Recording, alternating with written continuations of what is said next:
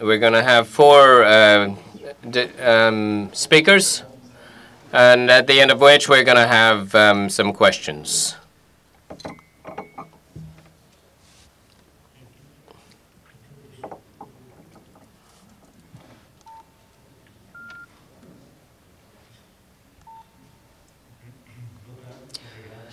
Good afternoon. Thank you very much, and thank you for inviting me. We're going to look at the urbanization problems in Mozambique and what the Ministry of Public Works is responsible for urbanization and housing is doing, and we're going to have an opportunity afterwards to look at some questions. We have these four parts to our presentation: the introduction, the results achieved, the challenges, and some conclusions. The first is the description of our country, which is located on the east coast of Africa. It has about 800,000 square kilometers with a population of a little over 23 million. That's the 2011 census. The climate is intertropical, and the language is Portuguese, even though there are various other tribal languages. The urban population is now 30% of the overall population, and the annual growth rate is in the order of 2.48%. And the rate of urban growth is greater, which creates a great problem and hence a big challenge. And continuing our description, we have a coverage of water supply that reaches about 60% in urban areas. And with regards to sewer systems, we have 50%. The government promoting activities that aims at helping citizens, especially those that live in urban areas, so as to help them with water and other infrastructures that are necessary.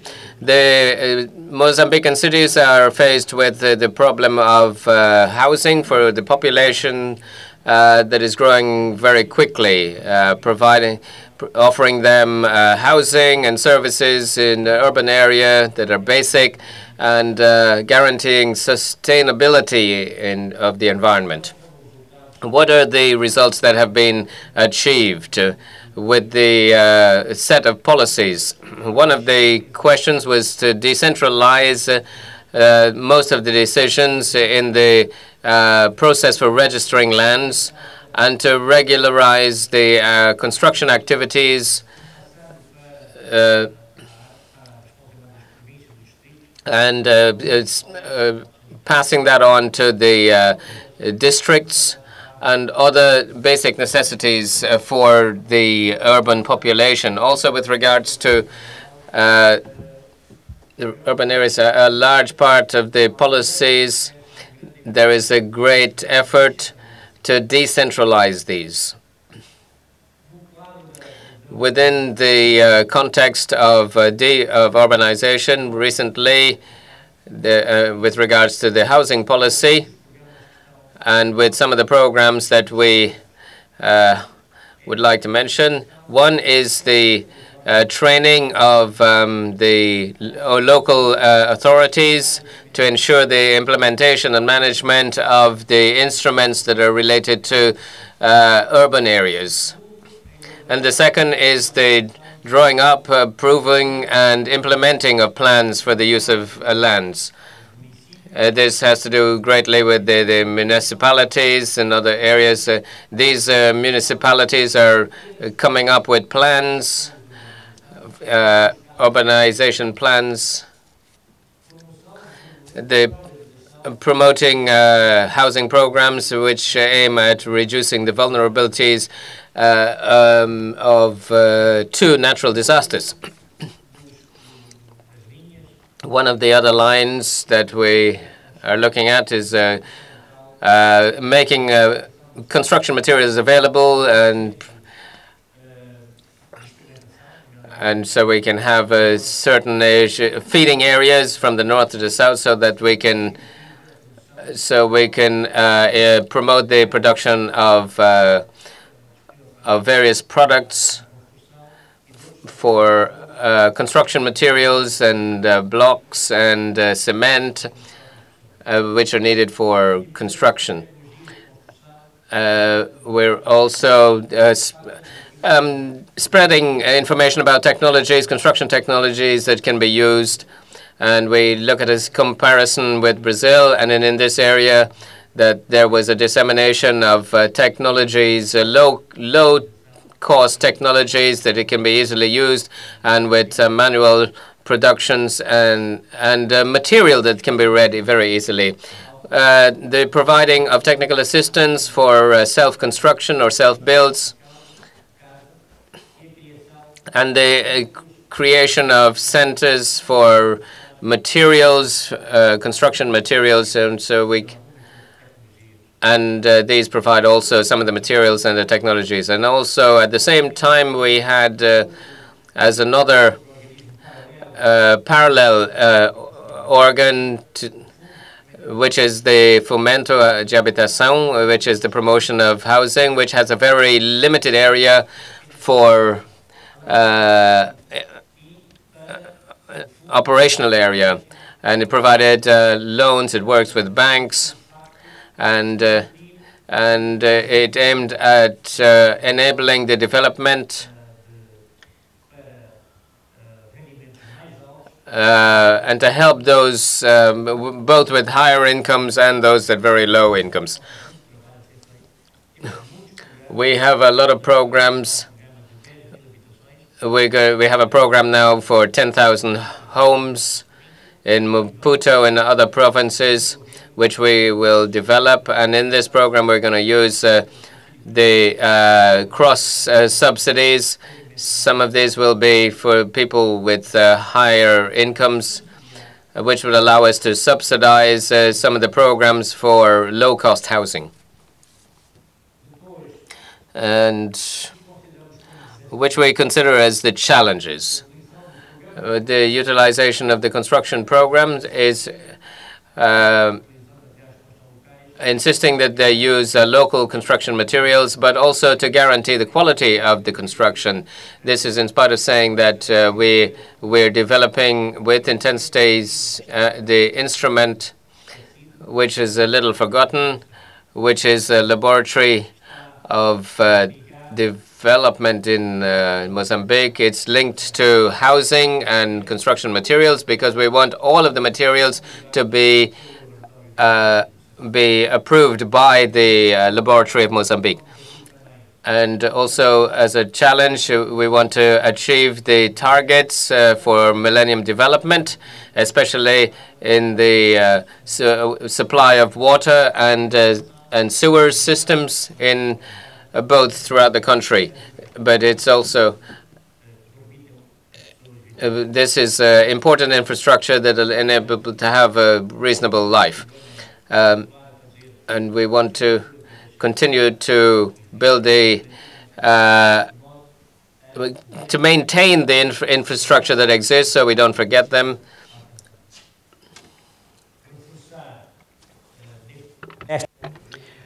Reinforce in this prospect of centralization the technical institutional capacity of municipalities, particularly in the area of strategic planning, targeting the financing for the poor populations, to improve sanitation and train people for the use of land, and because there's so much conflicts in the use of land for lack of knowledge and other aspects.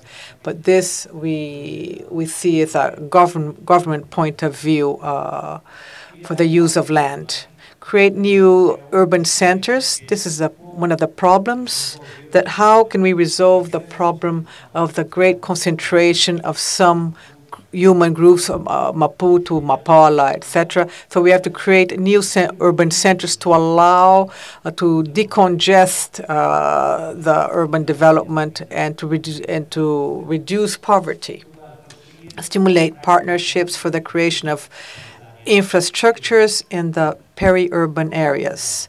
As a conclusion, we think that Mozambique needs to rethink its approach around cities and the possible situation as when we have to resolve the problem of accelerated growth of urban areas, we have to deal with other informal problems around the cities. So it's a situation which is not easy, how to distribute resources, and this is the approach that we're undertaking. As you are improving, they say that each job that you create in a city, you create 5 unemployed people because someone brings their whole family and they say there's a job and everybody comes to work at those jobs. And then you create more unemployed people.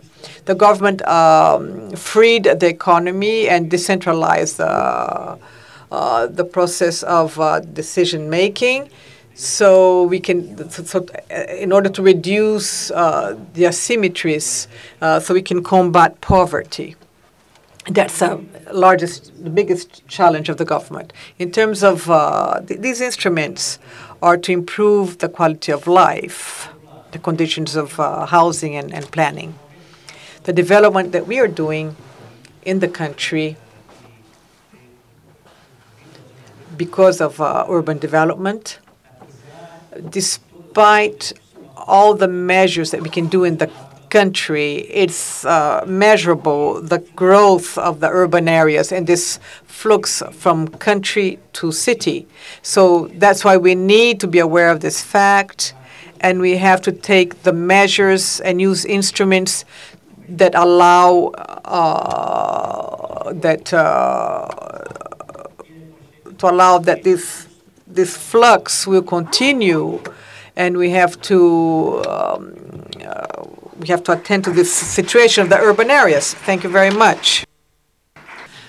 Thank you, Vice Minister. Now I'm going to give the floor to Dr. Rogério Coe, Secretary of Finances of the local authorities or town municipality of Maputo.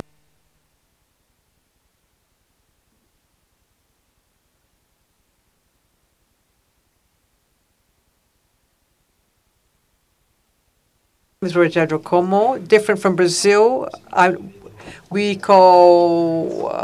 don't call secretary, we call deputy. Vereador, yeah. Mayor. I'm the counselor. I'm a counselor, not a. So I will present the experience of Maputo in terms of urbanization. This is the agenda and the content of this presentation, which brings a contextualization, presents some principles that used in the planning, the objectives of the urban planning in cities, the axles of intervention. And at the end, we present some experience that were carried out. This is a presentation of what the city of Maputo is. It has a surface of 308 square kilometers, 30,800 hectares, including the part of Katembi and the island of Nanyaka in the Shelna. And we have 1,000,001 inhabitants, and it's a characteristic of the city is to have low density because it has 70 people per hectare. The colonial model created a dualism between one part of the city, which is a cemented city, and the other one, another one like a earth soil city. And we can see the urban growth. It did not corresponded to what was planned. This growth happened because of the war and the lack of infrastructure and other resources, basic resources. The exodus of war refugees coming from cities, coming to the cities for protection, was aggravated by the incapacity of the state to follow this demand in terms of a provision of housing. So this made so there was a lot of irregular occupations and created a process of self-construction. There was a tendency of densification of certain urban areas.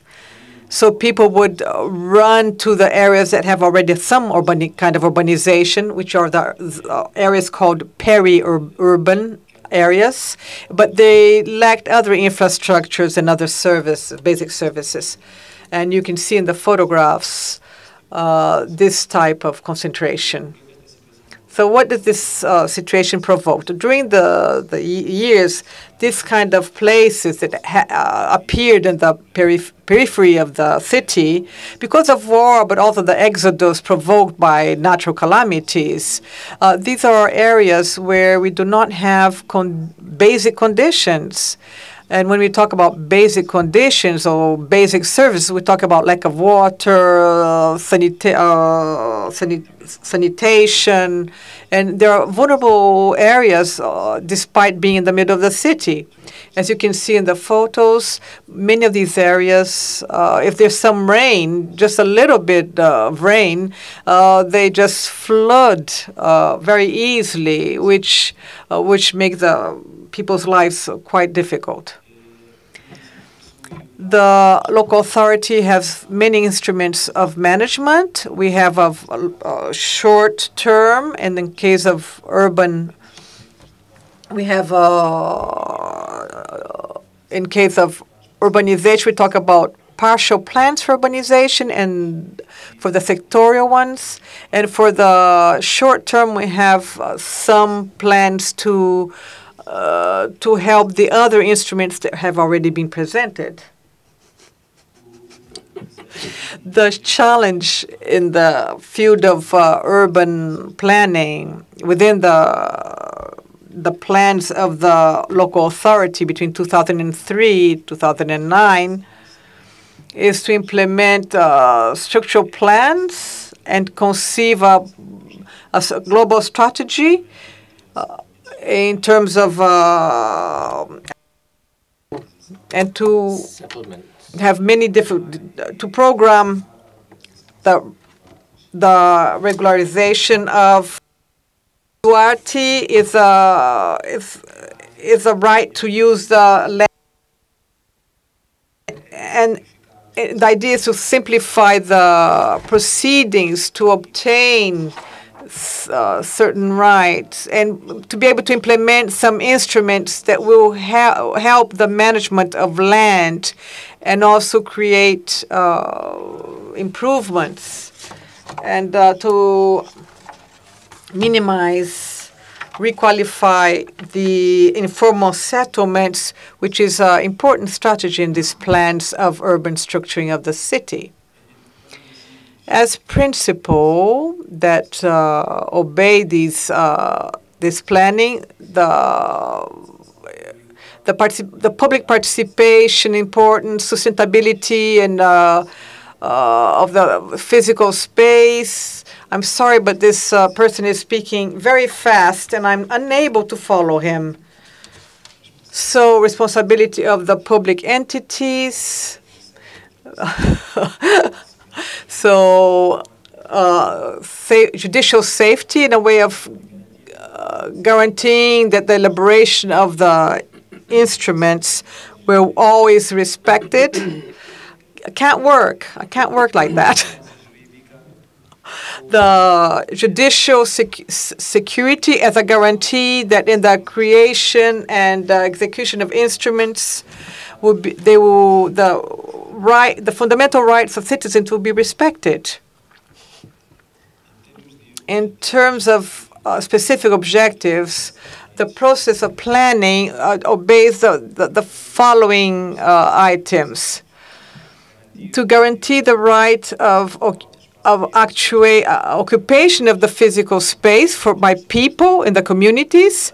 For people who are already there, we have to give them more for those who already been there, to requalify urban areas of spontaneous occupation, the ones that are already degraded or resulting from emergency occupation, identify and value the potentialities of economic activities, social and cultural activities, to preserve the ecological balance of the quality and fertility of land, defend and preserve and value the wealth that's already there, and to save the local population. We have three axles, which are the environment, management of land, and improvement of the areas. As for the environment, the objective is to improve the environment management and mitigate the impact of climate change. The results expected are a management of the environment by the municipality, more consolidated, better. And the use of the land with the idea of ensuring the instruments to use this land. In terms of results, is a system of information implemented and to have spatial plans developed, to have conceded a greater number of donations and in installments, and to have instruments for the territory implemented and articulated with other strategies. As for improvement of the local areas, we have to guarantee the improvement of these areas and the reduction of these informal settlements. The result that we expect is that these an improvement in those settlements, and that the occupations are regularized. So people should have the title of the place of the places where they live. There are some experiences. There was a creation of a plan of urban structure of Maputo, partial plans of urban areas, the partial plans of island of Inhaca, another plan for the conversion of a payol into an ecological park. Some weapons are being transformed now into a place that had weapons, and now it's going to be an ecological park. As for the improvement of the areas of the boroughs, there was a strategy of intervention from the municipality in informal settlements. There was a project of requalification of the borough, planning for the area, planning from some blocks in the borough, planning also for Canis.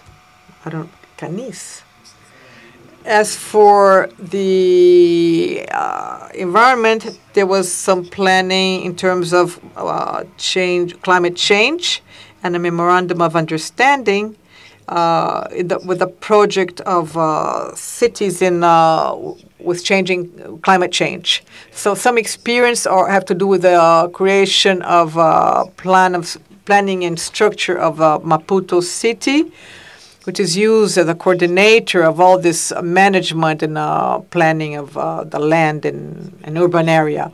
The objectives in terms of interventions in the informal settlements is to include these settlements in the formal city, including them,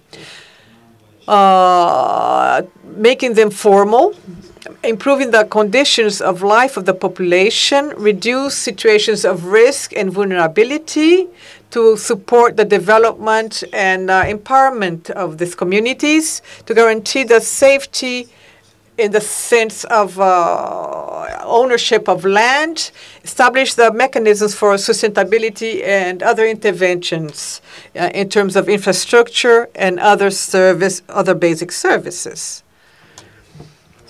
To describe some of these projects, we had a pilot project, a requalification of the borough Shamanakulu. It has had many objectives, which is to register all the occupations, recognize them with the help of the neighborhood and other witnesses when necessary, to guarantee a minimum of accessibility to each piece of land, create necessary conditions for eventual projects. Infrastructure could be easily implemented. As a result of this work, in a first phase for a universe of 250 pieces of land, and reorganized and marked, there were 200 titles of the right of use of land, and they're extended to 160 meters in 2 blocks. And the plan of a conversion for the ecological park, that's another experience. The plan was conceived for the need to transform this old area of Paiol in an area of public utility, public use. So to offer conditions of safety for the public, and because it's in a zone of expansion, and it has a beautiful landscape, it's good for tourism. There was a interministerial team to carry out all this work for the planning of this area. The plan has been submitted to approval to the assembly, and also there were new plans created for urbanization for the boroughs of ABC, Ferroviário, 3 de Fevereiro, Manhotas, Laulani. And the creation of these plans has main focus would facilitate the regularization of these occupations in areas which are already a little bit organized. This process was developed through services of consultation within what the project has, and it's financed by the World Bank, but has also all other partners like Italy, Brazil, etc. The local authorities were involved in the project, and the first phase was the diagnostic phase. The second one was a proposal of implementation of the plan. The challenges are to guarantee the articulation with partners and necessary resources for the implementation of the projects. So the plans are going to be developed, but there's a capacity of financial resources in its implementation, meaning this is we have to guarantee that the new plans of territorial land, and we have to see that these families that are in risk zones, they have to be resettled, and we have to see the basic means of resettlement. And also simplification of procedures in the attribution of the rights of use of land, and the reduction of terms to the attribution of this judicial instrument. And also the massive regularization of these duats. We have to guarantee the creation of a code, a register that can be used in other areas of the local authority, and this register should be used for the area of finances and for the collection of taxes for the municipality. Also to establish forms of measurement to improve the rate of human development in the areas. And that's all. Thank you. Vamos passar agora para a doutora Veriana. Now we have another doctor, and then we are going to have a debate panel.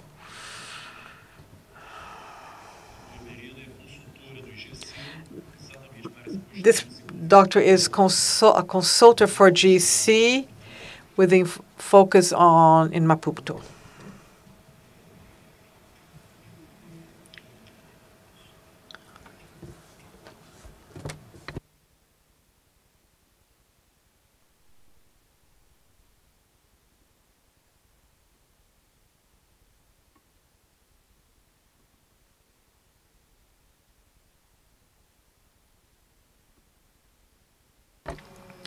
Well, the idea today is to present to you the common aspects of urban development verified in Rio and Maputo, a consultation made with Dr. Sérgio Magalhães, who is not here today. He's an architect.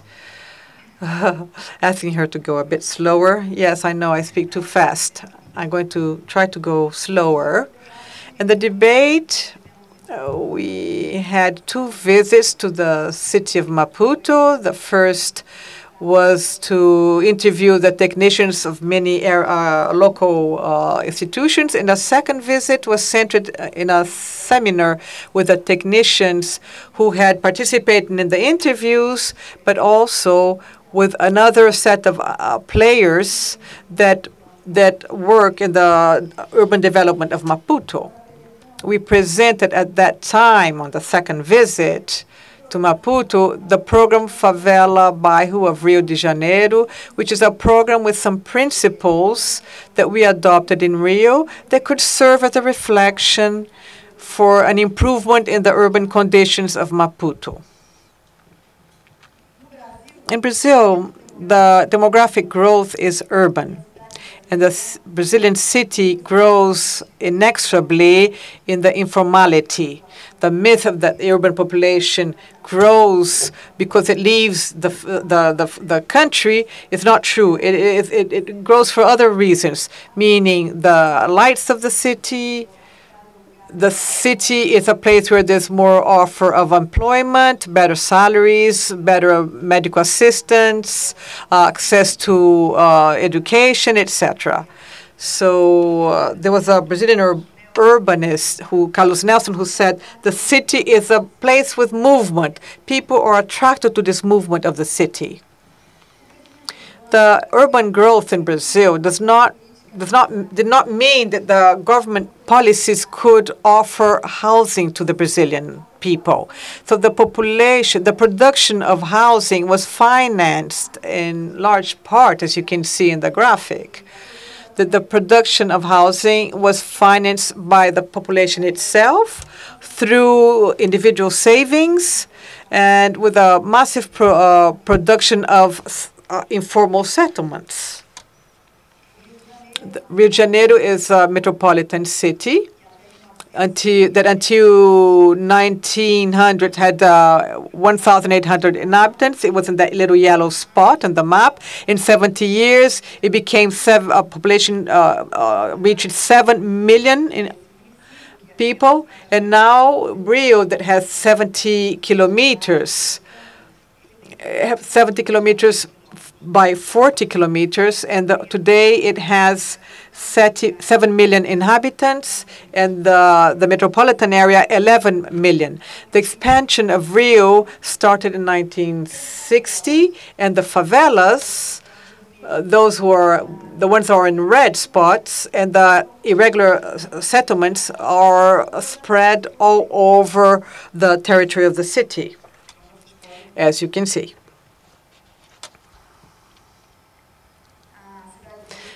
The city of Rio, as you know, has a spatial unique condition because of its place, has a geographic reference that gives it a lot of stability and importance in terms of space. So we have the mountains, the forests, the woods, water, which help to structure the city, the image of the city, but the cultural intervention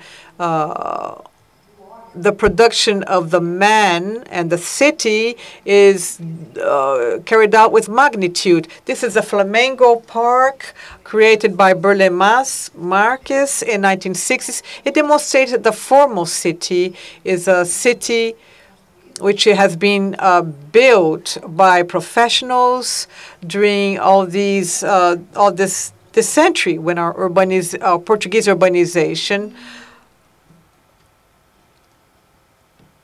And the favelas, the shanty towns, are phenomena which are spread in all the city. And the shanty town is a popular expression of spontaneous housing in Rio. The need to urbanize the city became important since '93, and the idea of this program was to construct all the urban structure in areas which already had that, and a physical infrastructure to improve the conditions of integration, physical and social integration in these settlements. The program Favela Bairro, the carrying out of this structure is not trivial. The approval of this planning and this implementation is not trivial, and these places of favela have morphological characteristics that are very complex. And these characteristics are the predominance of private areas over public areas, and the program tried to contemplate all the physical aspects that you can see in the screen. Road system with sanitation, lighting, collection of rubbish. So conditions of introduction of the formal city introduced in these informal settlements. So with the idea to take these areas from being a ghetto, these aspects seem very evident, but local authorities in Rio wanted to implement looked into the social aspects as well, with education programs and others, and to guarantee the properties, the housing for these people. These are pictures of before and after of the Favela Bairro program, and here we can see that we have the rubbish there, and today we can see that there is avenues and drainage mechanisms or construction. So this is old areas of rubbish dumps, and now these have been converted into a sporting area with good quality, and also generating a new life to these settlements. And as I mentioned before, there was some concern about to improve things so that community centers and markets and places for markets. And basically, we have a structure here that I just wanted to point out that we have the centrality of this project. We can see social services, education, new residences, etc. These are always in areas that are close to nearby, so that their areas not only so that the formal areas and informal areas can benefit from this. We have the centrality that was mentioned is one of our proposals for Maputo. Here we have a layout within the favela, the shanty town, showing some architectural quality. And before it was all muddy streets, but now they have paved areas. They have pavements and sidewalks. And here there are three, Leonardo Benevolo, who said we need to improve the economic activities and social activities. And it's important. It's not sufficient to.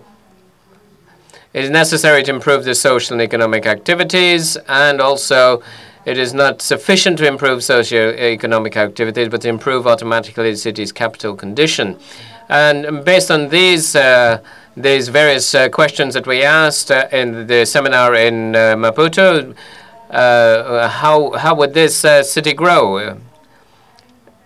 It looks like a statement from Bob Dylan, who says, "Will the city grow by means of the informal sector?" And because of the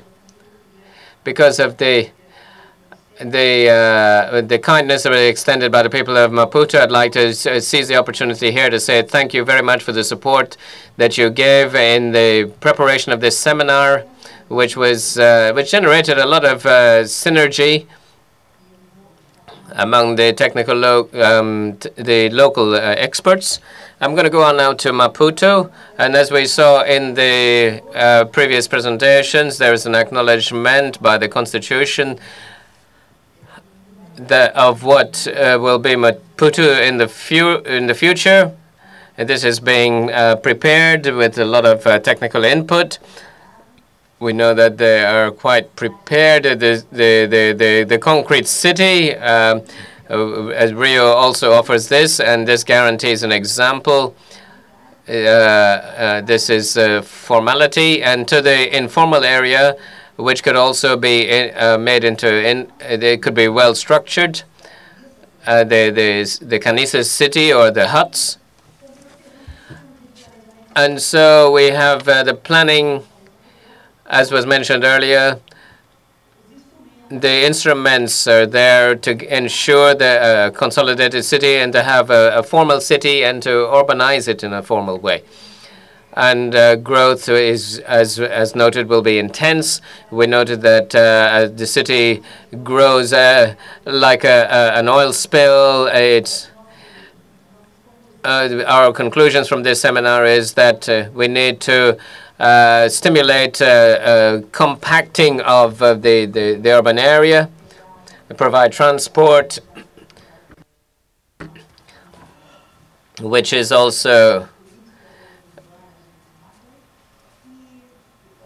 and as in Rio, there need to be greater infrastructure, investments in public infrastructure. And in Rio, we give less attention to the housing, but because of the collective effort by means of the government, that you can build the infrastructures, the water and sanitation, etc. Our work is incomplete. We look forward to a second part for this consultation to develop a metropolitan mobility plan and a regional plan. So we're starting this in Maputo, which could be more stimulated because there is more details in those areas, Mashaken. And we also expect to have another, in the next seminar, to have the preparation of another plan. And this would be the deployment of this plan.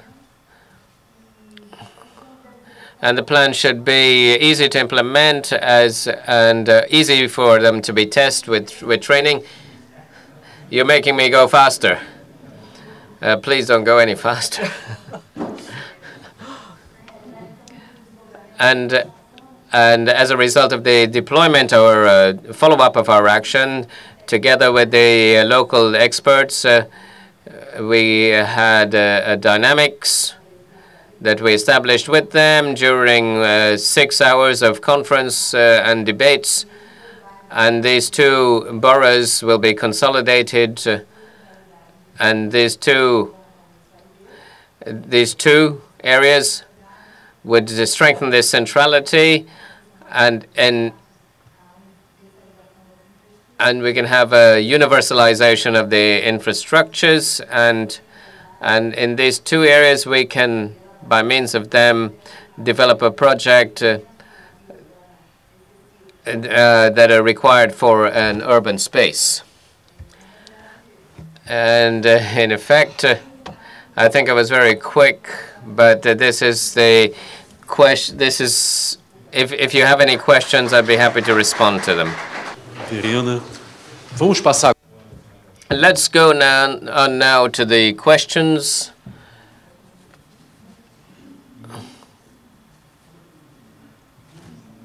Formado. Alberto, o arquiteto Chitsungo, ele vai apresentar? Não, não, então eu estou falando, está certo. Vai comentar, mas não apresentar. Eu gosto, então, enfim... So the discussion is now open. Anyone who would like to make a comment? Antonio Cruz.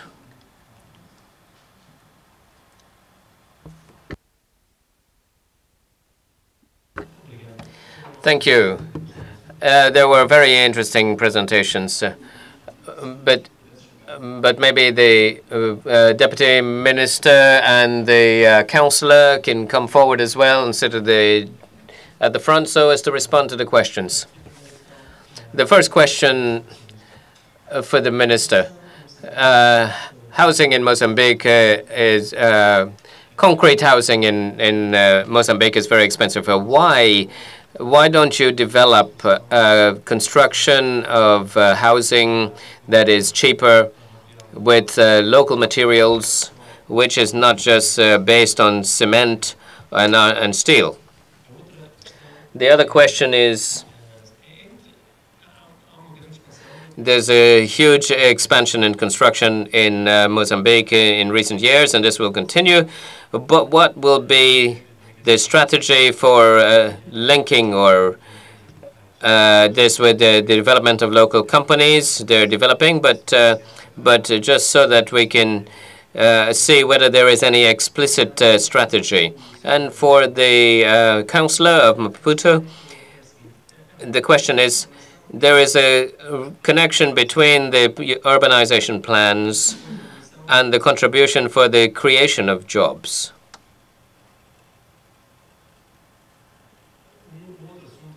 Another subject that I'd like to take advantage to raise is finances. The financing in cities. To Professor Andreatta, thank you very much for the reference to the transport, collective transport or mass transits. In Maputo, there is a crisis, a serious crisis at the moment, and this is not just because of the fuel, but also because of time, or the weather. We need to resolve this. Other international cities have resolved these problems. We need to look at mass transit systems and look at maybe private transport systems. Next one.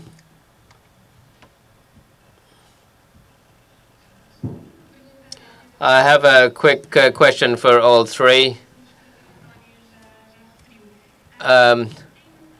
Especially in Maputo, are there examples of specific policies that look at the local, with regards to settlements, urban settlements? One of the huge problems is that there is a huge centralization, economic centralization in Maputo, as well as in transport. So maybe, as Antonio mentioned, and there are plans for people. Well, this concerns people that live in the center of the city, and also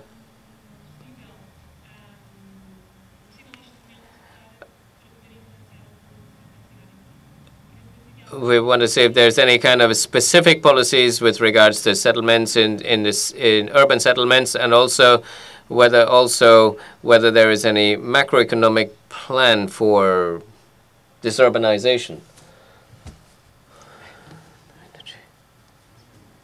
Another? Just a few comments. Acho que a estratégia é muito boa.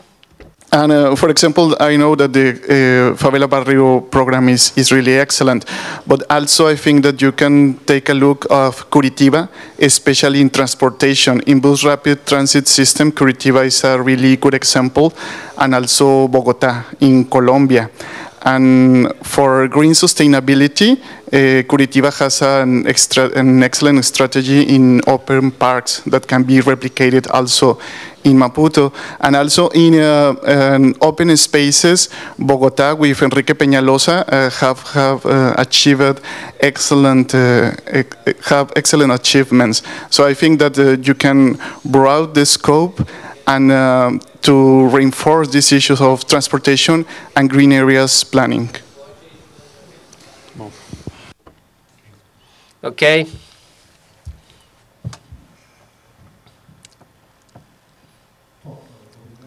Thank you. I also wanted to congratulate the presentations, which were very clear. I have two questions. The first would be to the architect and the councillor that has to do with the Maputo and how you can calculate that whole process of engineering. All of this involves costs. For it to be covered, you need financing sources. Up until now, what we can see, there is a shortage of resources because and to undertake a large project like this, you need are there any sources of financings that has been identified and guarantees whether they're going to be, so it doesn't just stay on the paper? And with regards to His Excellency the Vice Minister, it's a question on policy, the integration policy. The national statistics show that up until a certain time, about 56% of the population are not 18-year-olds yet. This means that within the next 5 years, they're young and they will want to start their families. And how are we thinking about a solution for these people who are outside of the cities when they migrate to the cities? You spoke of 10,000 dwellings. This will be the number for how long? And with this avalanche of youth coming in politically, based on what you said, what are you going to do to take care of all of these youths that will be moving in? Any other question?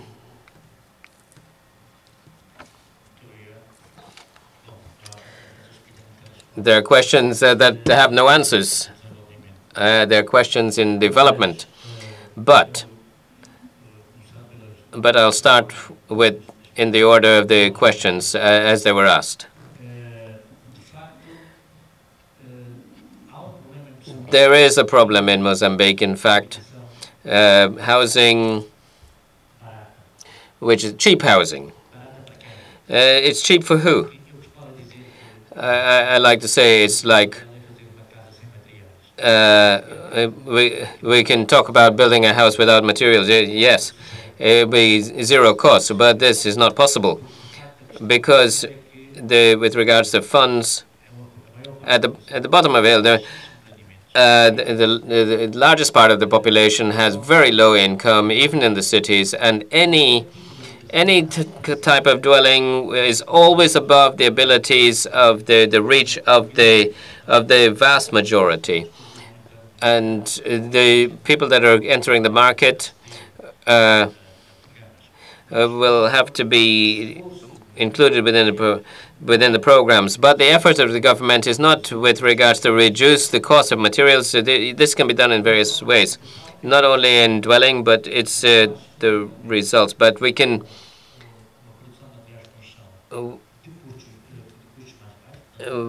work at the local production of construction material cheaper, and for the supply of water and sanitation, because people, after they start building their houses, they're gonna get to, we all have experience. I have various experiences with people who worked with me, which is not, I'm not trying to personalize this, but by means of them, I try to understand how they try to build a house. And it's interesting because it takes several years. 15,000 and now 15 million. At that point, they made blocks, and then they stopped because they have to rest a bit, and then another 15 million. They had some more. So when they have a family, they build a house not as a single project, but they do it over a period of time. And the state, and no state in the world, builds houses for the population. They have, they create the conditions for people to have the means to do this. And our program is not in the house, but is dealing with urbanization. We have 300,000 urbanizations up until 2014 to do. But what's the limit? We need to build houses for in each plot of land. We have the problem with transport, with water.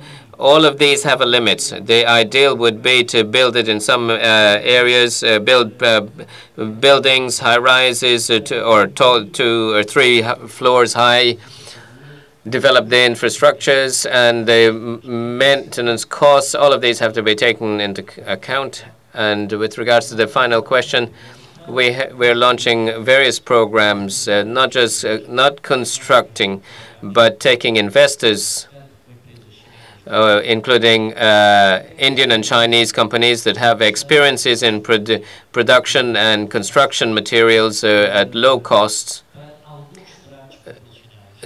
For some sections of the population, and also which could be 10,000, 100,000 people. But the question for a government is, what do I want to do? Create work or create housing? It's a difficult thing because the young people, they need work so as to have access to a house, because we can't create a situation where there is housing for people who don't have an employment. So there's a limit to all of this. I understand which is a problem, and it's a problem in Maputo, even without the new generations. Urban growth, 3% a year, is enormous, and for people, for us who have very limited resources. And so we have to think about the problem at the end of the day is to create conditions for people to build their own houses. Let me see if there's something else.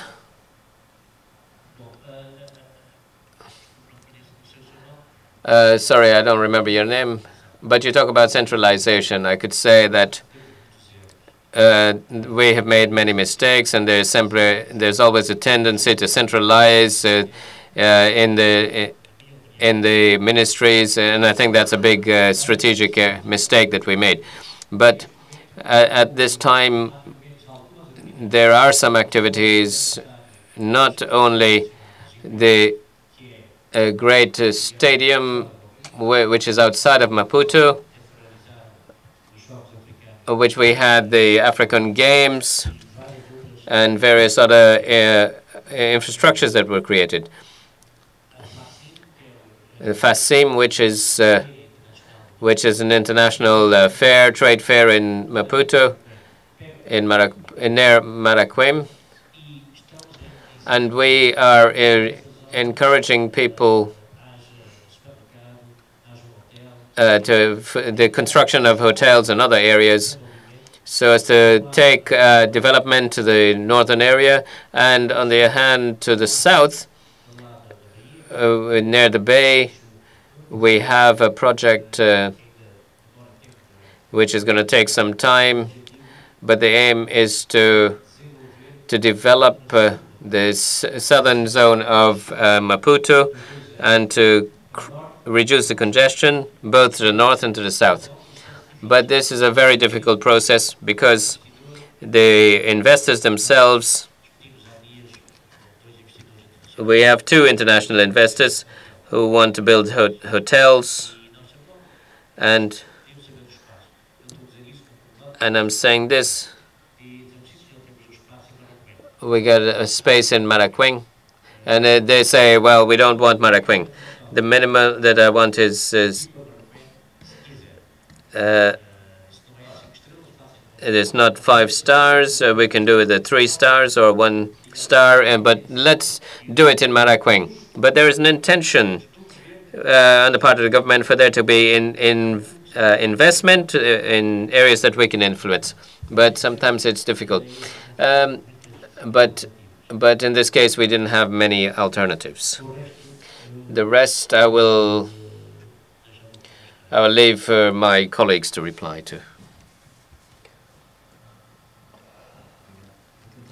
Thank you. I'm going to try to reply to some of the questions. I hope I managed to reply to them in an acceptable way. But let's start with Dr. Cruz with regards to what is the relation between the urbanization plan and for the contribution to create jobs.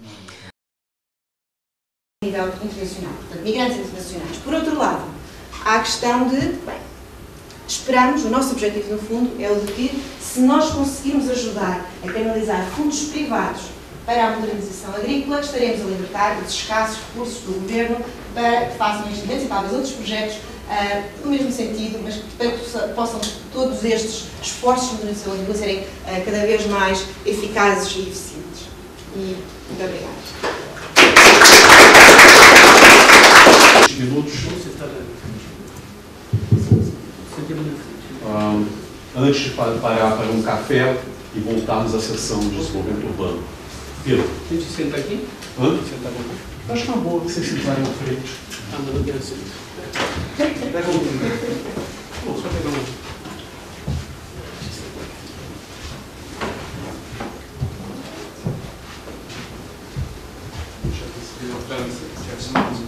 Ok.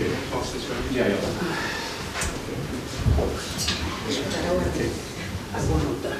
Bom, eu tenho uma pergunta, 3 perguntas rápidas, uma para cada orador.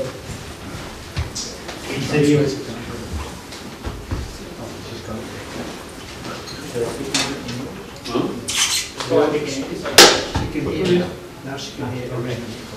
Não, português ela faz a tradução. Pronto, eu tenho uma pergunta para cada um dos oradores, rápidas. Em primeiro lugar, para o professor Bandiroli. A minha pergunta tem a ver com a avaliação, se pensou em avaliação do PIB. E, nomeadamente, que obviamente não é um objeto fácil de avaliar, porque tem várias dimensões muito diferentes, mas talvez seja possível avaliar alguns elementos ou mesmo o projeto todo. E a minha pergunta, portanto, era relativamente a se pensou em avaliação relativamente ao PIB.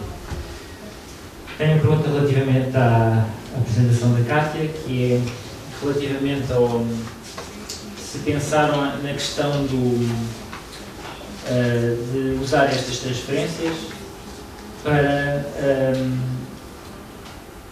nutrir um sistema bancário nascente, nomeadamente em termos de usar as transferências como colateral em empréstimos do que seria a instituição de crédito, propriamente dita. E pronto, isto como seria, digamos, uma forma de nutrir o sistema bancário e de ver se teria efeitos. Tenho uma pergunta relativamente ao engenheiro Chaquice, que é um bocadinho assim mais geral, talvez mais difícil, que é relativamente, portanto, nós tivemos estas apresentações, de alguma forma estas 2 apresentações são uma boa representação, enfim, todos nós temos uma enorme esperança nestes 2 projetos específicos, que façam a diferença, mas de alguma forma projetos destes 2 tipos já têm existido em Moçambique. Portanto, projetos de planos um bocadinho mais globais e projetos mais micro, mais de estudo de caso, digamos assim. E a minha pergunta tem a ver com, na vossa experiência passada do Ministério da Agricultura, que rotinas é que estão presentes, ou que estiveram presentes no passado, para incorporar as lições destes dois tipos de projeto nos projetos que o Ministério apoia e que propõe. Ok. Pergunta. Pode ser. Professor Castro Alveira.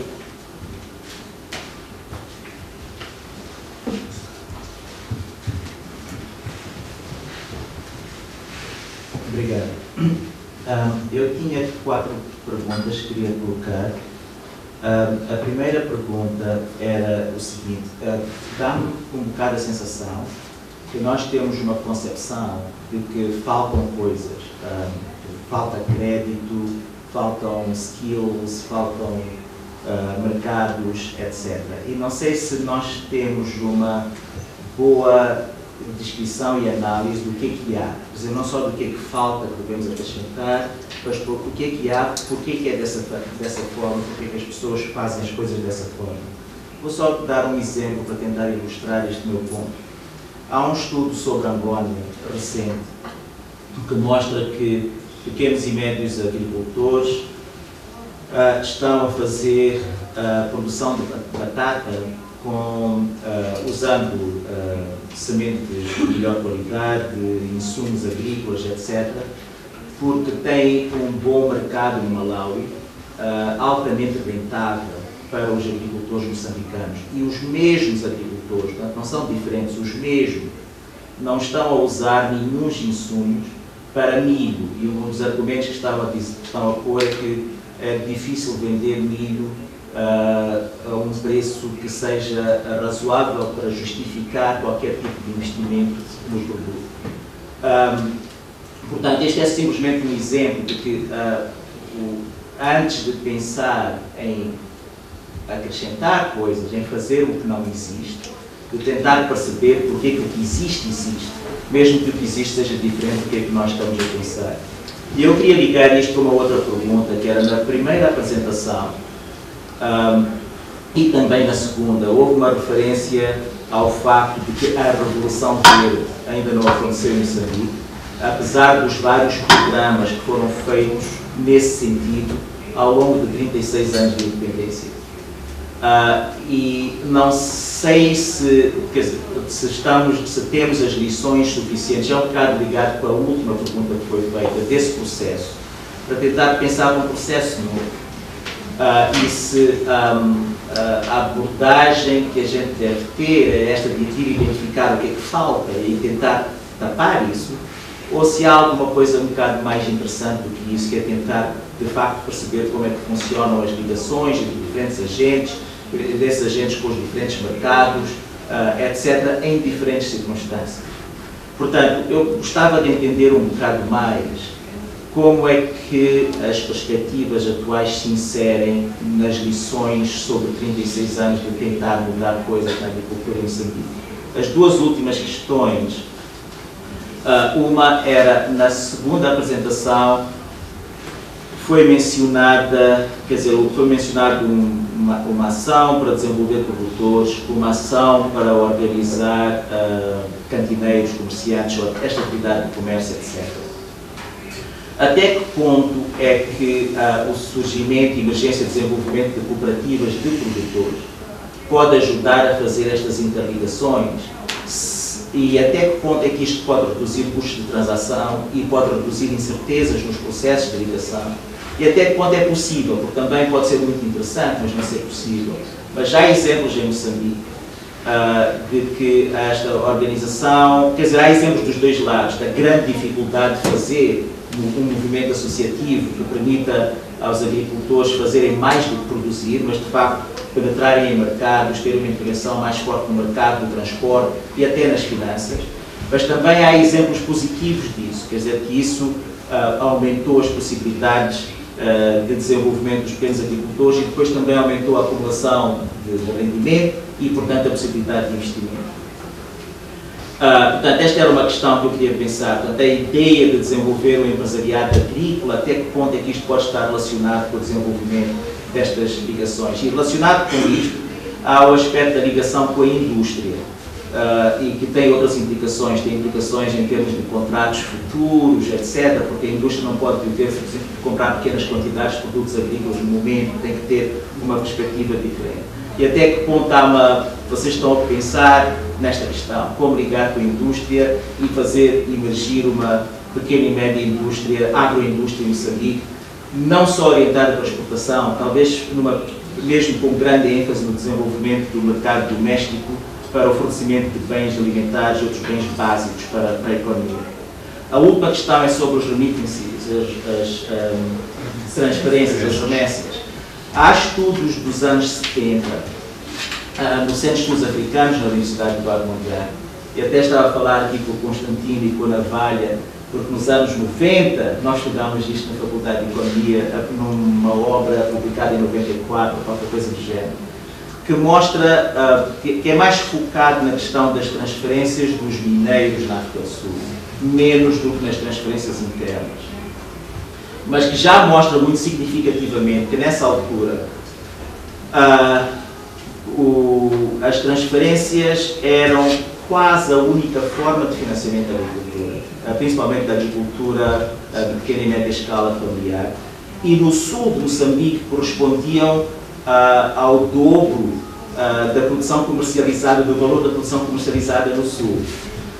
E há uma relação forte entre a utilização das transferências e os diferentes riscos e ciclos dentro da agricultura e do nível de vida. Por exemplo, durante a guerra, as transferências foram sobretudo consumidas em bens de consumo por causa da dificuldade de produzir, mas em oportunidades de produzir, com condições de produzir, as transferências eram sobretudo usadas como forma de acumulação e de mobilidade social dos próprios grupos de produtores.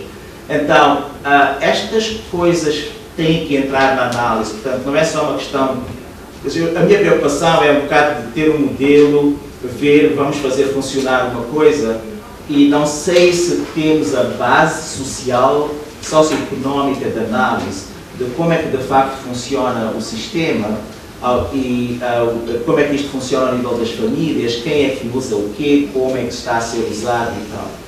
E quando vocês estão a falar de controle por parte do trabalhador migrante, como o trabalhador migrante é fundamentalmente o homem, de facto há uma implicação de género fundamental na organização dos recursos ao nível da família. Portanto, eu estou a tentar chamar um bocado a atenção para estas coisas, não estou a dizer que vocês não tomarem em conta, mas como não está refletido nas vossas apresentações, é uma questão de pensar, quando estamos a pensar no problema. Obrigado. Obrigado.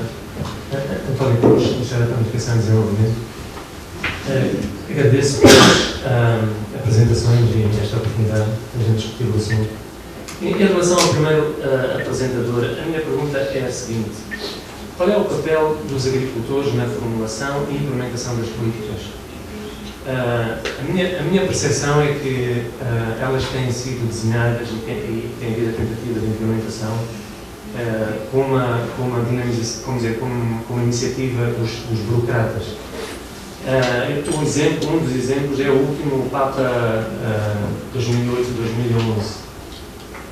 E na agricultura, eu duvido da eficácia deste tipo de programas sem a participação dos agricultores. Em relação ao segundo apresentador, eu coloco-me a mim duas questões. Será que este programa PIP é um exemplo de um programa que não vai funcionar? Ou é um exemplo de um programa que ainda pode ser salvo? Porquê é que não pode funcionar? Pode não vir a funcionar? A minha pergunta é, será que o PIP está ligado com a instituição ligada à agricultura? Ou está ligado aos burocratas de outras instituições que não são da agricultura? Se não estiver ligado com o pessoal da agricultura, vai ter muita dificuldade em ser implementado. Depois, desprezaram os agricultores de 1,5 hectares e consideraram os 4 hectares. Como é que vai ser implementado isto? É só falar com os colegas da agricultura e eles vão falar-vos da dificuldade em fazer a seleção destes destes 145 mil e implementar para esse e não implementar para os outros, quer dizer, dirigir. Vai ser muito difícil. E depois, os 210 milhões é pouco, a comparação é com o Brasil. É interessante, o Brasil é interessante, os Estados Unidos são interessantes, mas são outros países. 210 é muito para Moçambique. Onde é que vai haver dinheiro para isto? Obrigado.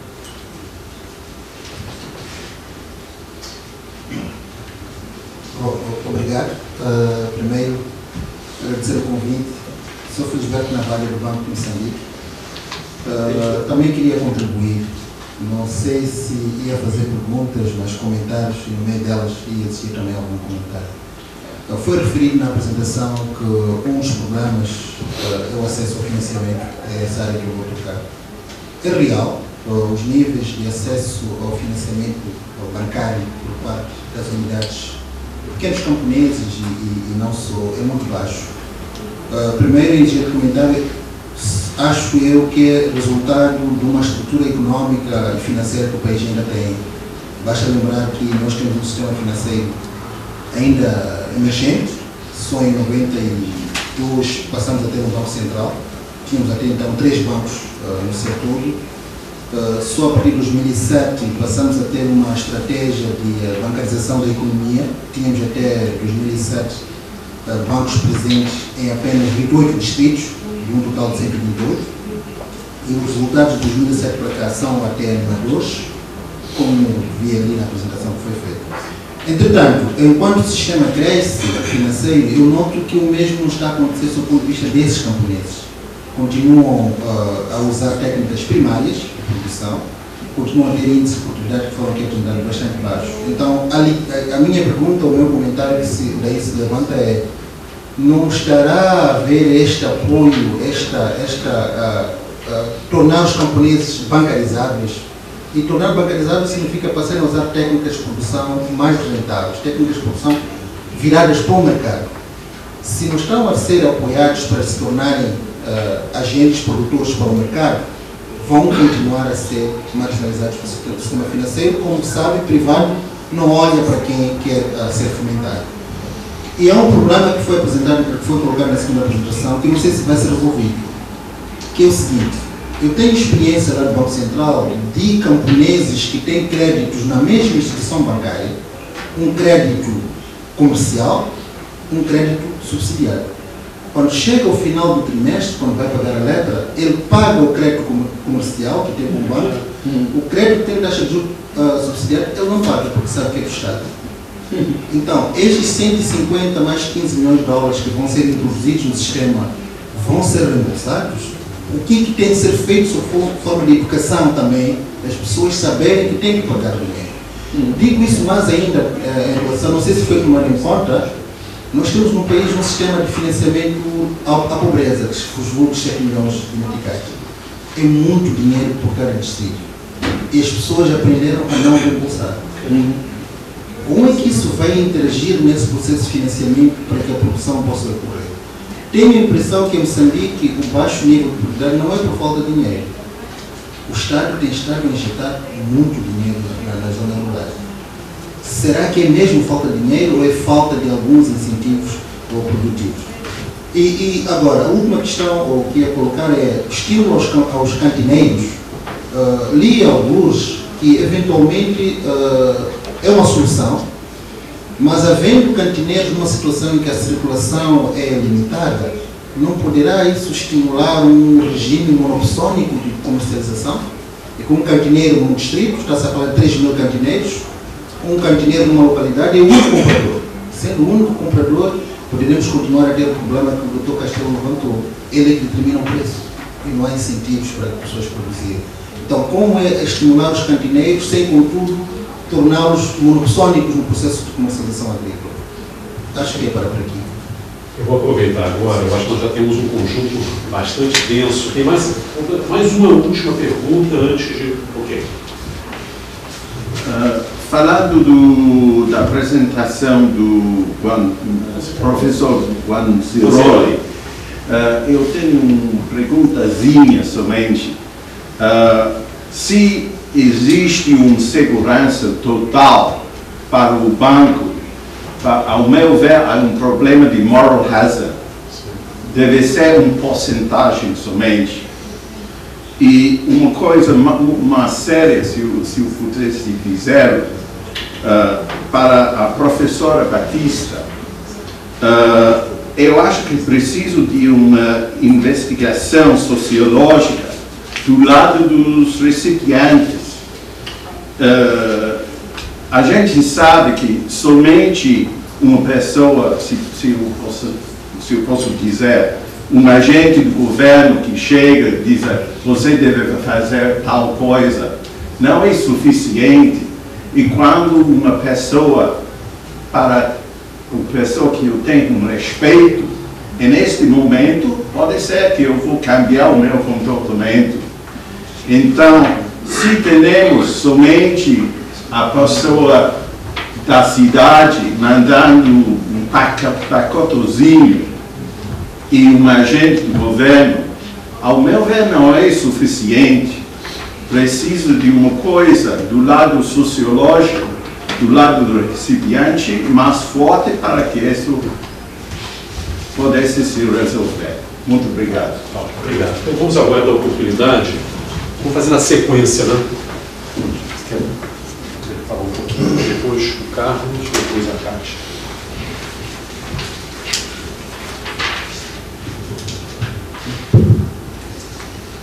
Muito obrigado. Tenho aqui anotado 3 questões. A primeira é experiências do passado, que rotinas que o Ministério tem para incorporar estas duas iniciativas. Aqui posso dizer o seguinte, nós no Ministério da Agricultura no passado já teve programas que usava todo o pacote tecnológico para aumentar o nível de produtividade, principalmente no setor familiar. Esta experiência chama-se Power Global 2000, que é uma iniciativa da Fundação Carter, que chegou a ter resultados, mas quando o projeto terminou, a experiência também não teve pernas para andar. E uma das coisas que falhou é que o mercado, principalmente dos insumos, não esteve para suster a própria iniciativa. Então, a adoção tinha acontecido, os agricultores precisavam dos insumos, mas na hora já não tinham para onde adquirir. O que é que estamos a fazer no sentido de que esta experiência seja tomada em conta? Na verdade, este programa PIP foi uma encomenda do Ministro da Agricultura, do Ministério da Agricultura, no sentido de ver como é que nós podemos dar a resposta. E aquelas 7 componentes, ela mostra, no início, esta iniciativa era liderada pelo MPD, porque viu-se que os problemas que a agricultura tem hoje não residem no Ministério da Agricultura, mas sim, vamos dizer assim, 80% dos problemas têm que ser resolvidos fora do Ministério da Agricultura. Na verdade, a agricultura tem que ser uma prioridade do próprio governo e tudo que está sendo feito neste momento é para que o governo assuma como um todo.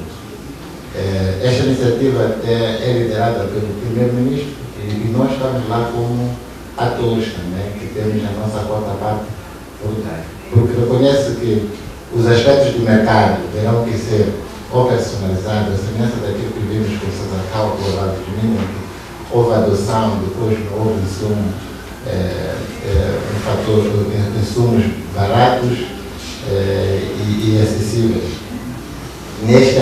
Neste caso concreto aqui, terá que trabalhar nesse sentido. É por isso que a própria iniciativa, quando nós falamos de crédito, com juros bonificados, não só estamos a olhar para o próprio produtor, mas estamos a olhar também para o cantineiro, principalmente aquele que vai facilitar no final do dia para que o insumo esteja em tempo de hora e que depois que a produção também seja escoada. Então, eu julgo que por aí vai ajudar. Esta questão também do VOCHA, ligação de FBC com os jornalistas, nós estamos a trabalhar também com o FBC e temos um programa que vai terminar agora em novembro, mas também estamos a trabalhar no sentido de arranjar novos financiamentos para continuar com as experiência, onde estes jornalistas que são financiados pelo FBC, nós arranjamos forma de ligá-los com os fornecedores de insumos. E não tem esta parte de remessas, mas tem a parte de facilitar a ligação produtor, a banca e os fornecedores de insumos. Este de meio hectare, 1 hectare, neste momento, por causa do constrangimento do fundo, os objetivos do programa é mais para demonstrar junto dos produtores de que, usando os insumos, eles aumentem a sua margem, a sua receita, e por aquilo que tem sido os resultados ao longo do corredor da carreira, têm sido encorajadores. Mas este programa temos estado a fazer principalmente para a cultura de milho, e o desafio agora é ver como trazemos o programa para a cultura do arroz.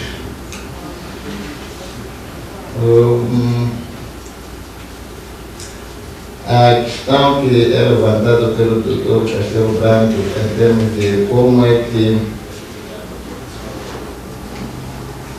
o que é que nós aprendemos com o passado e como é que nós pensamos de uma forma inovadora, olhar as questões da agricultura, as ligações. Um outro aspecto que é uma componente do PES que está ligado com, vamos lá falar, da mecanização agrícola. Nós vinhamos pensando, vai se responsabilizar pela ligação com o mercado e, eventualmente, para pequenos processamentos, olhando para a cultura do arroz. Temos linhas que fazem o polimento e processamento do arroz, são máquinas simples que podem estar nestes centros. No, because can you take the... Yeah. So again?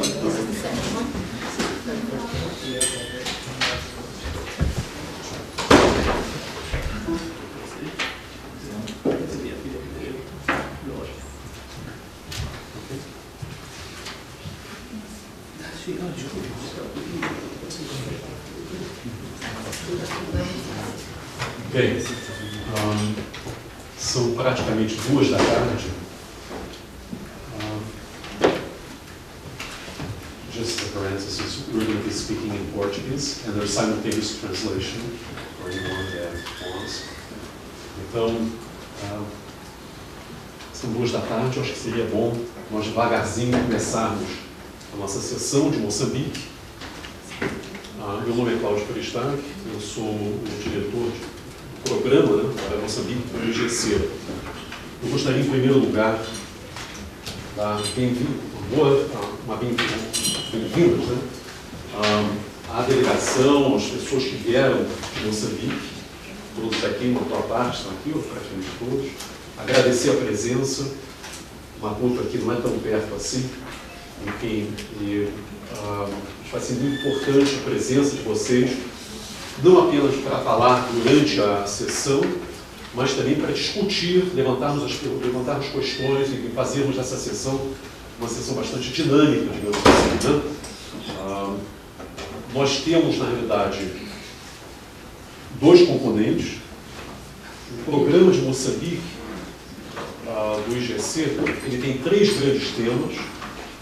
Um tema é agricultura, um segundo tema é desenvolvimento urbano e um terceiro, infraestrutura, além da questão do desenvolvimento do setor privado.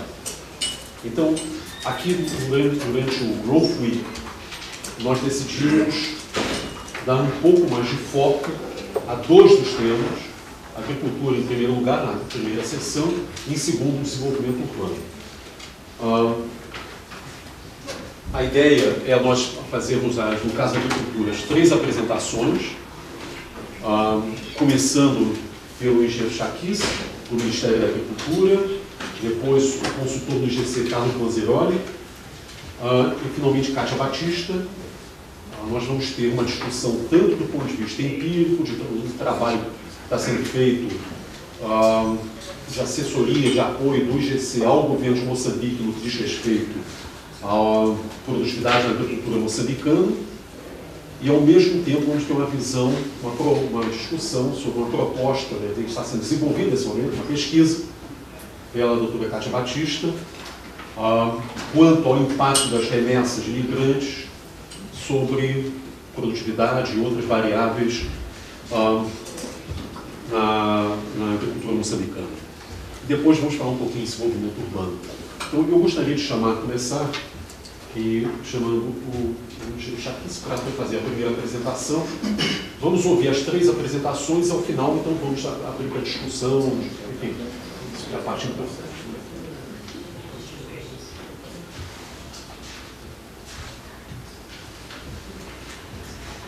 Você já está com o...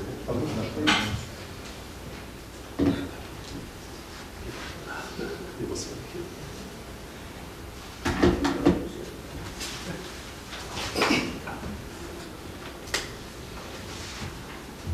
Muito boa tarde.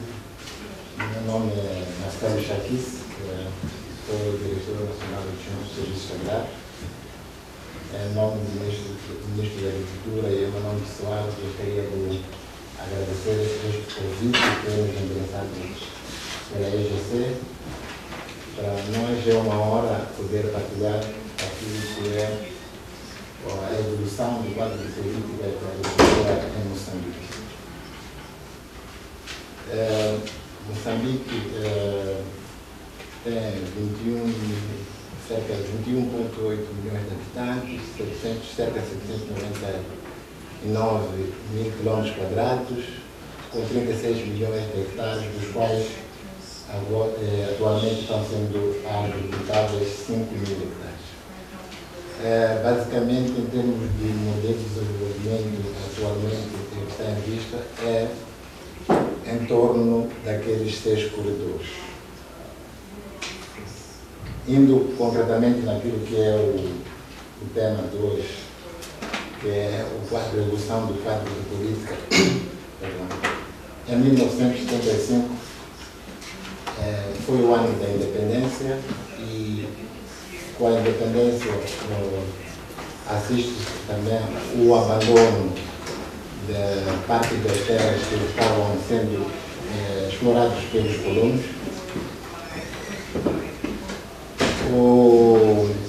O governo também, o governo abraçou em 75 uma economia centralizada.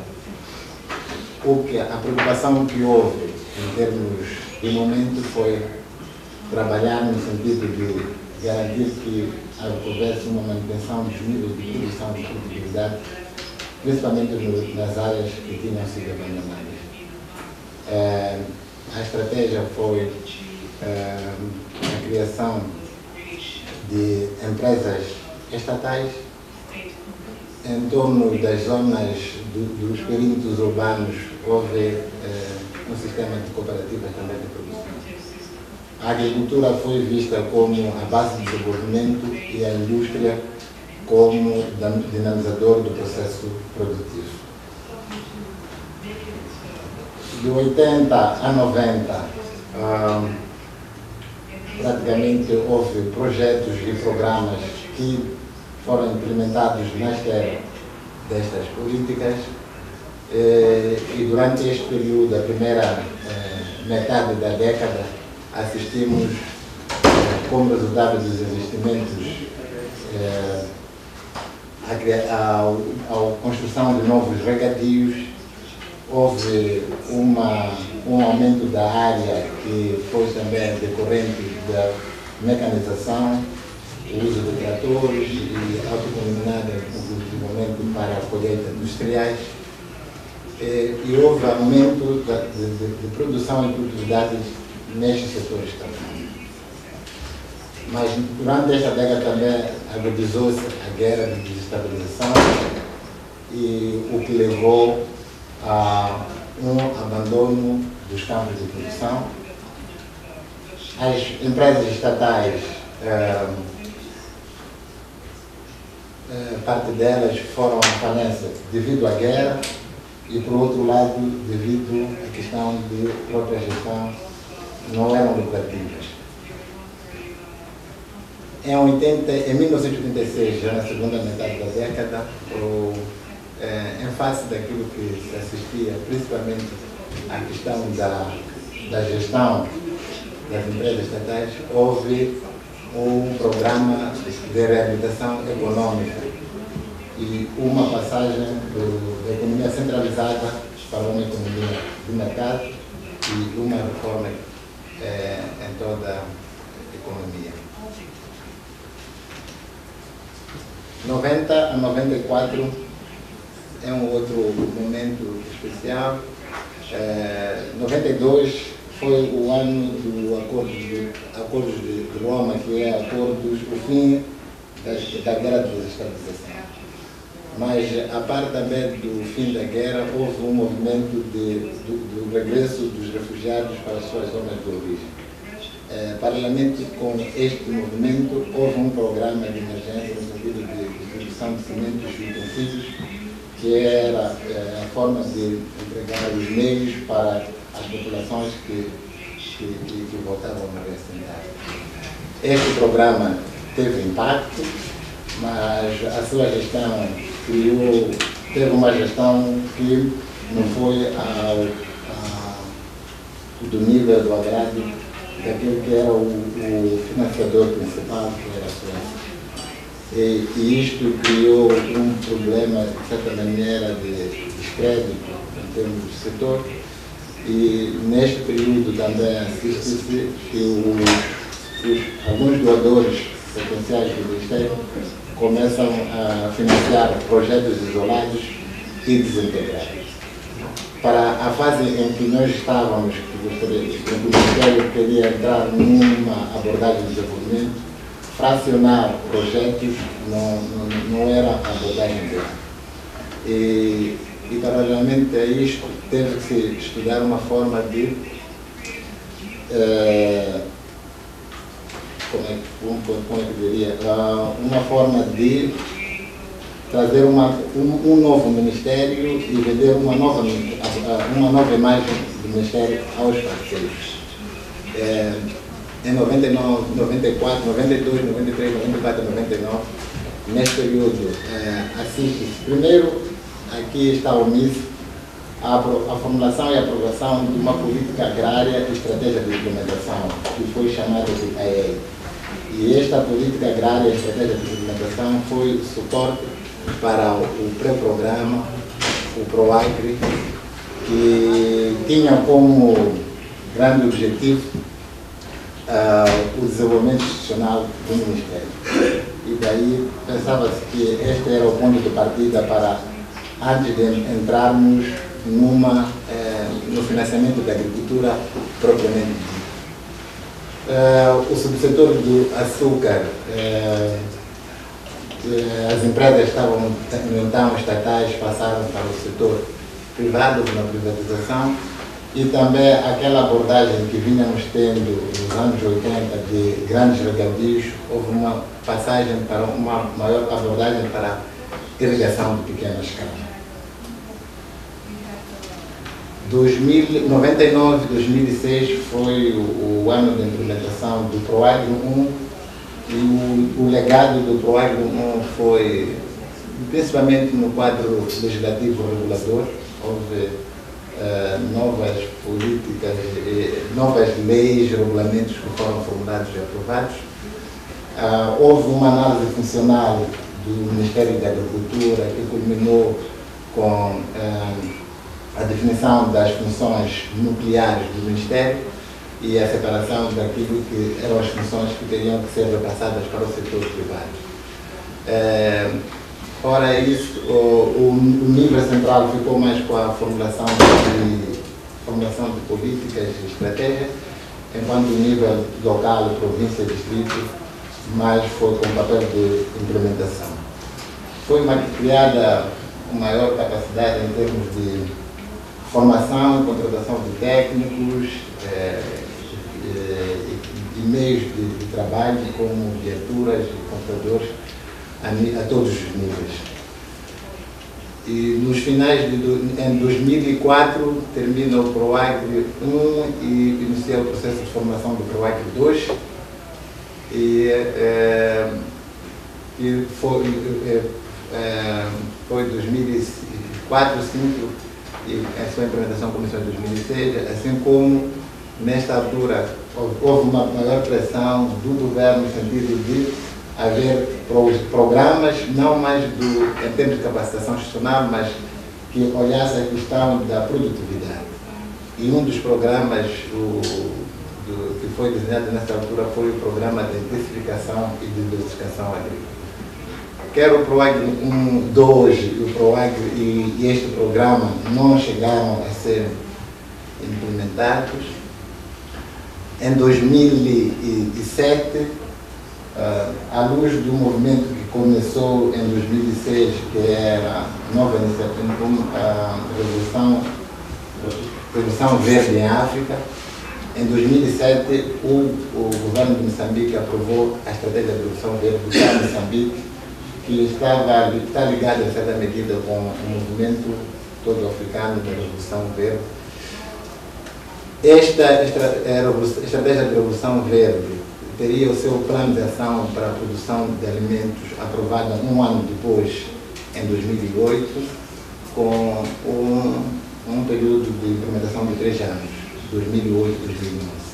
Praticamente este é o último ano da implementação do plano de ação para a produção de alimentos e o grande foco aqui, o programa tinha ambição em termos de produtividade, olhando para os aspectos de semente, fertilizantes e água, mas nos últimos 3 anos o que se conseguiu foi fazer chegar semente melhorada para as mãos dos pequenos produtores e assim como a promoção de um novo movimento de construção de silos junto das áreas de potencial de produção agrícola e de geração de excedentes. Este plano de ação não conseguiu estimular mecanismos de distribuição de insumos com o envolvimento do setor privado, que é uma das preocupações.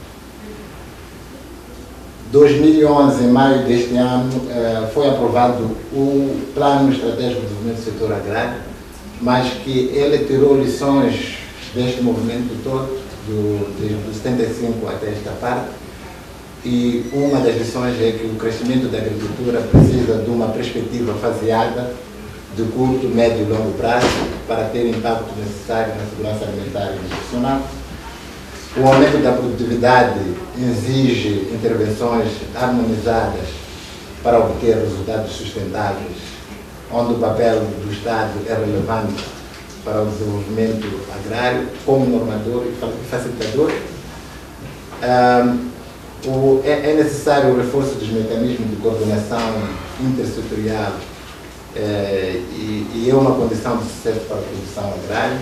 Aqui olha-se a cadeia do valor, o papel das obras públicas, o papel do ministro do setor da indústria e comércio, a pesquisa como um todo, a necessidade do reforço da plataforma científica para oferecer o produto ao produtor maior leque de tecnologia e a capitalização de experiência de todos os produtores, pequenos, médios e grandes.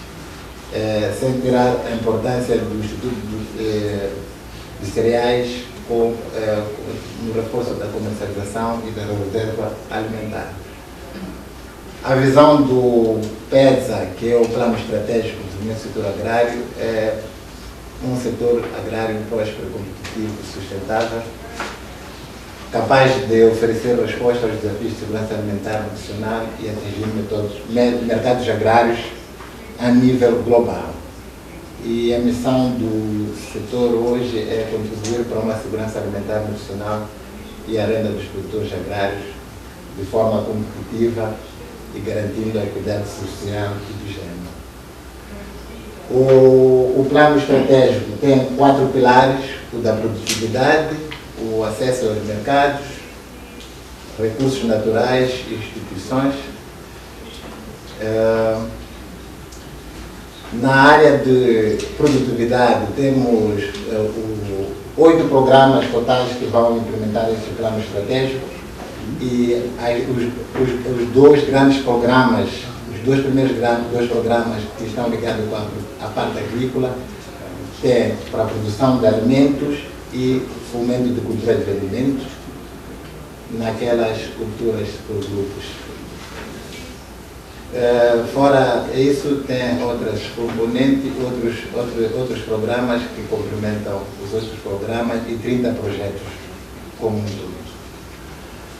Na parte dos cereais como culturas alimentares, a aposta em milho, trigo, matilha e miçoeira. Nos raízes de tubérculos, mandioca, banana, batata rema e inhame, e leguminosas, hortícolas.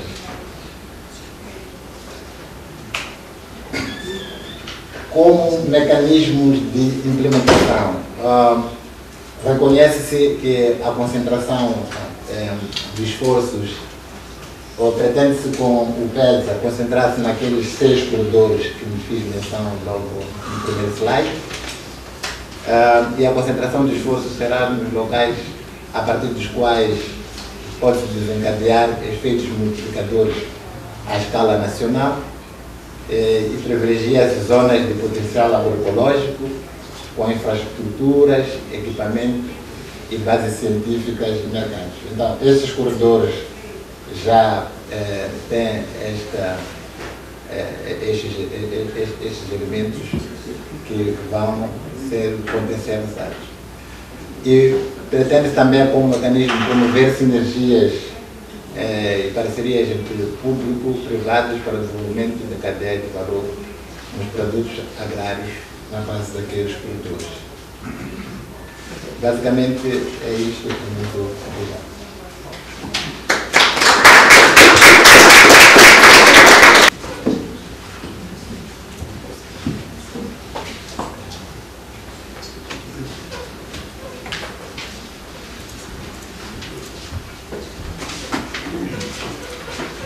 Vamos chamar agora Carlos Manzironi, que é o consultor do IGC para a área da agricultura em Moçambique. Boa tarde, é um prazer estar aqui com todos vocês. Eu vou explicar, no mês de abril deste ano, o ministro da Agricultura pediu para o IGC que complementasse o trabalho que o engenheiro Jaquis mostrou agora, que era o PEDSA. O governo tinha aprovado o PEDSA e precisava algo um pouco mais focalizado especificamente no que se chama aumento da produção e da produtividade. Então, em abril, fizemos um programa muito rápido. Em 2 semanas ele ficou pronto e já foi discutido no Conselho de Ministros, na época, Conselho Econômico, Ministério da Agricultura, e agora já está em vistas a sua aprovação e implementação. Eu vou colocar como foi desenvolvido o raciocínio deste projeto, que foi muito acelerado em poucos meses, e como que fomos pensando. A primeira coisa que eu fiz quando cheguei lá fui ver os índices de produtividade de Moçambique. Estes números são os índices de produtividade com base na TIA, que é o censo agropecuário que existe em Moçambique. Agora, temos dados um pouquinho melhores do Ministério da Agricultura, que eu não coloquei aqui, que chegam a 1000 quilos no caso do milho, mas eu preferi manter os dados estatísticos e vocês veem as diferenças com a produtividade mundial. Está 7, 8, 10 vezes abaixo da produtividade mundial. Então ficou claro que Moçambique não tinha feito ainda a sua revolução verde, apesar de ter havido muitos planos nesse sentido.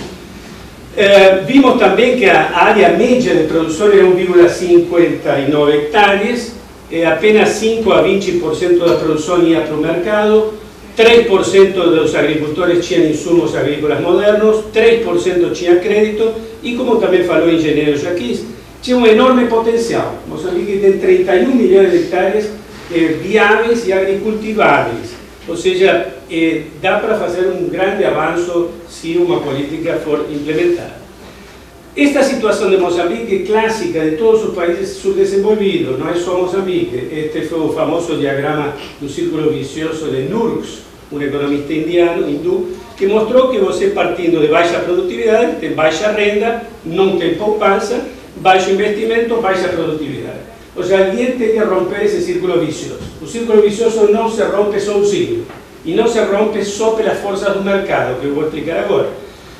Quando a gente vai analisar um pouquinho os estratos sociais, nós vemos por que esses muito pequenos, porque muita gente diz, bom, vamos esperar que eles reajam, que eles aumentem a produtividade, via poupanças, sozinhos.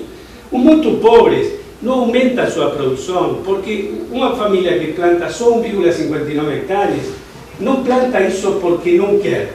Em outros países, no caso do Brasil, por exemplo, uma família sem mecanização e sem nada planta 4 hectares, o pai e os filhos. Por que planta 1,59 lá?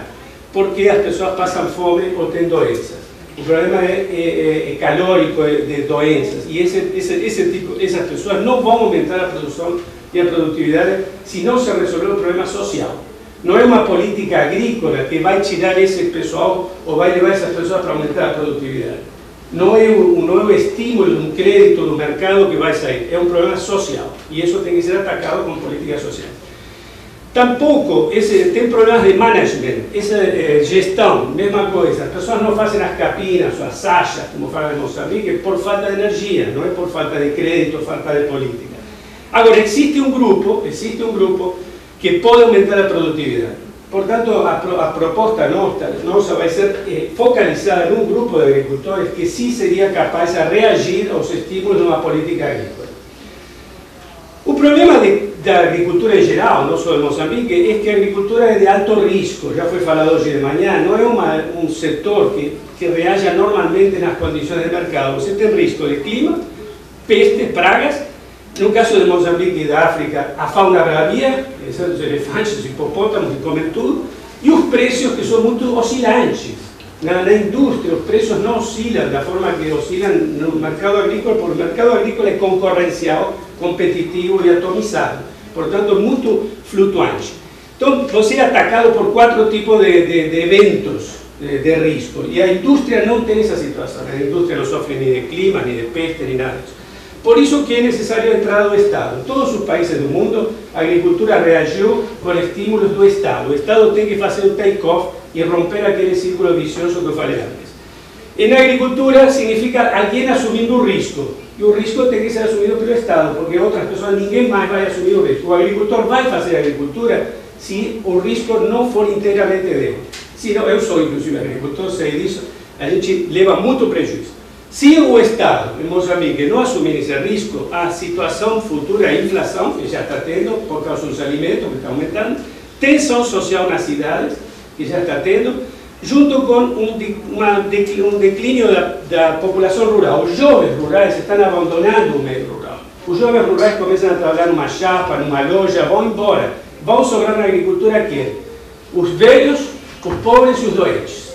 Aí o círculo vicioso vai se eternizar. Então, algo tem que ser feito imediatamente para romper esse círculo vicioso. Nossa proposta, então, é de um programa integrado, que hoje se falou justamente na parte da agricultura, que os programas têm que ser integrados, não podem ser só aumento de produtividade, só sementes ou só fertilizantes.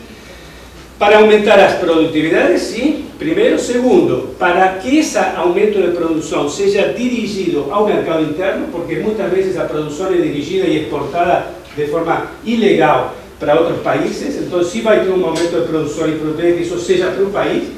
E terceiro, para que se crie uma classe de empreendedores rurais de tamanho médio em Moçambique. Eu vou explicar depois por que de tamanho médio. Isso é importantíssimo, porque senão o outro extremo são ou continuar apoiando os muito pobres, que realmente passam fome, ou trazer grandes capitais de fora, como já se está pensando fazer com os brasileiros. E aí o empreendedor moçambicano não tem espaço. Então, se trata aqui de desenvolver uma classe média rural de 150 mil, que eu vou falar, agricultores que seriam capazes de criar essa classe média de empreendedores. Então, trabalhar nisso, emerging farmers, ou seja, empreendedores que tenham hoje capacidade de adoção das técnicas da Green Revolution. Não adianta querer impor as técnicas da Revolução Verde para os muito pequenos, porque até é prejudicial para eles. Usar regiões, trabalhar em regiões que tenham condições agroclimáticas boas, porque este programa não vai conseguir fazer irrigação massiva. Então, trabalhar nas regiões que hoje já chove e que dá para plantar sem grandes investimentos. E alguns produtos, arroz, milho, feijões e algumas hortigranjeiras, são só 6 produtos que foram escolhidos, focalizados. E as regiões, aqui não aparecem, as regiões seriam estas, de Nampula, Sofala, Zambesa, Cabo Delgado, Tete, Niassa e alguma parte da região do sul, que são as regiões que hoje já chove suficientemente e que dá para plantar sem irrigação. E o foco, como eu falei, são os que hoje usam tecnologias modernas, porque hoje também se falou sobre training. Justamente esses agricultores, são 145 mil, não precisam de training, já sabem plantar, já sabem usar os insumos.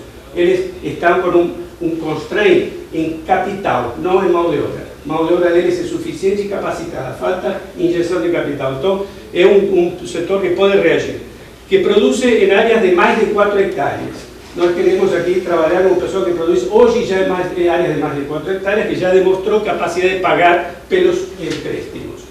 São 145 mil, são apenas 3,9% dos 3,7 milhões de agricultores que tem em Moçambique. Portanto, não é um programa para todo mundo, ou não é um programa de food security também não.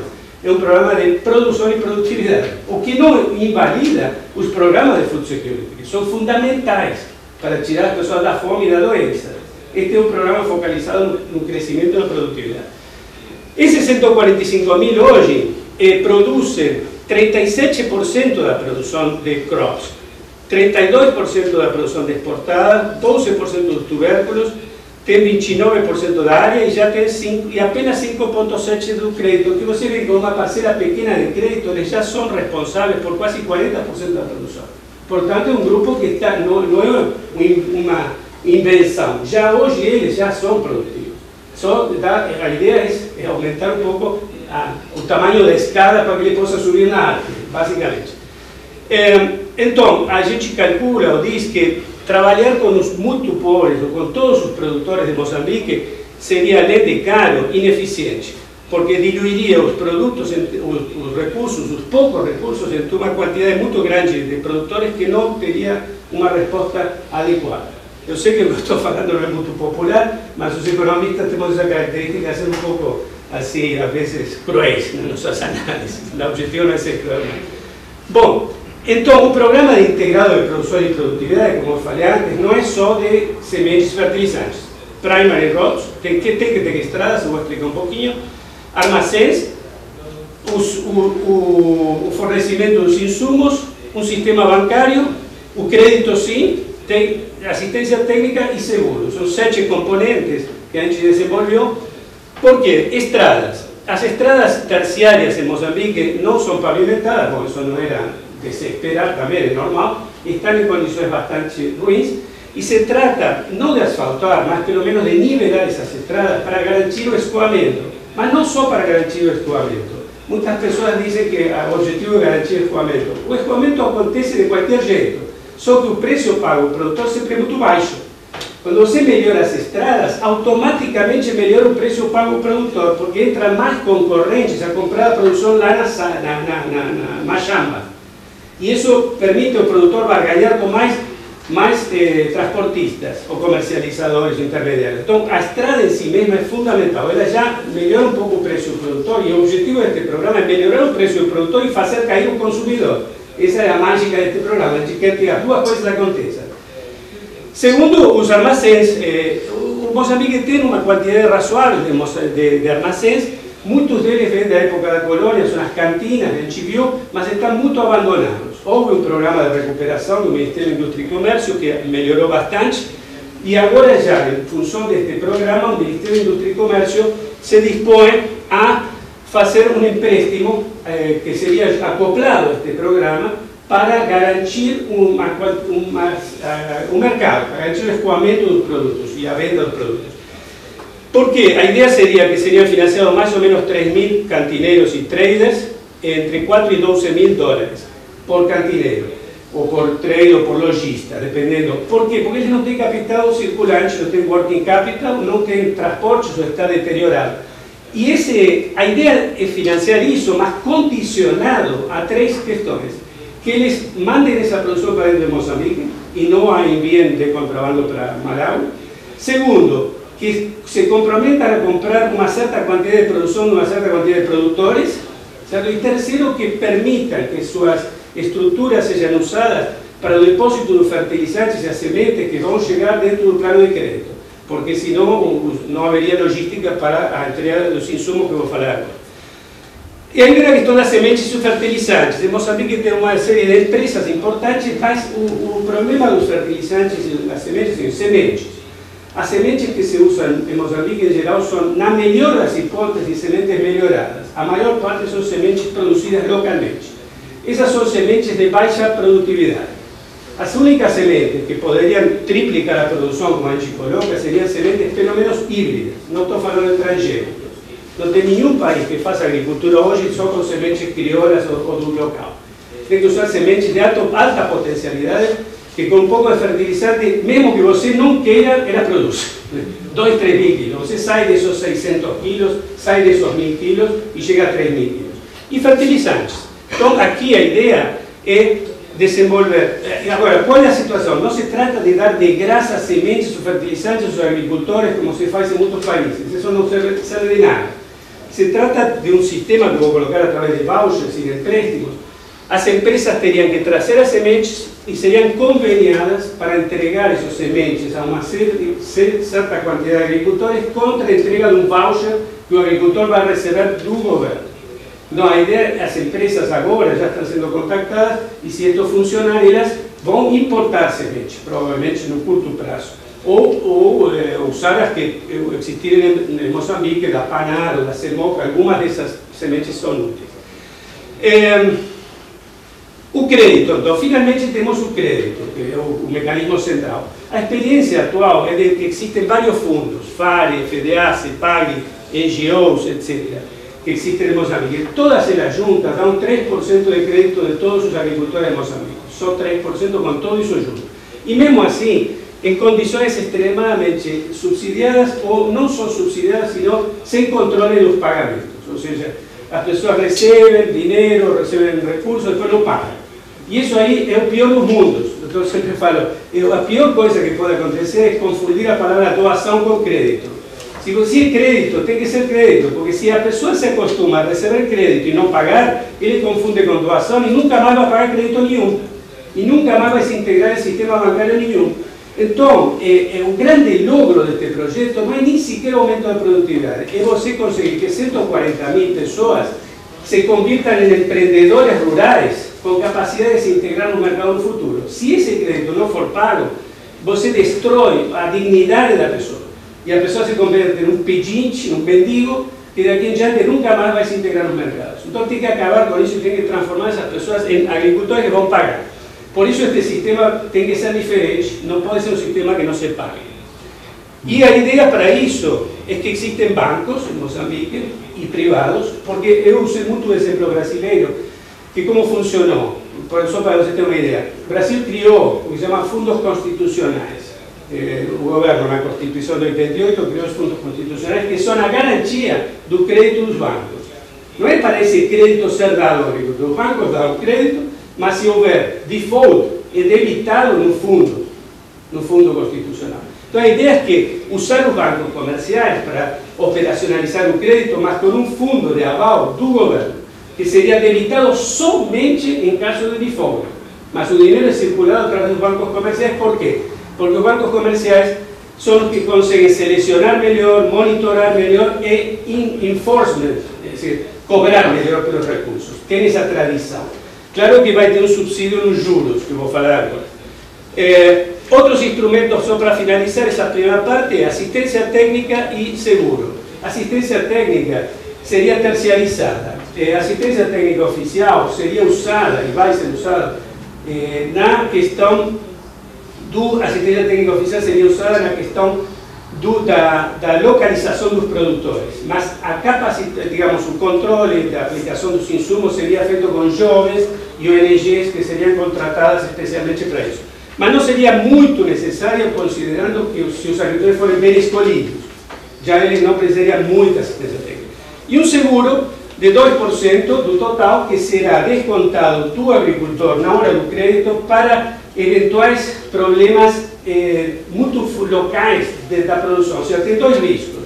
Se houver um problema muito conjuntural, circunstancial, usa-se o seguro. Se o problema for mais grave, usa-se o default, do 10% em cima do fundo de aval. Seriam duas alternativas para evitar que não haja problemas.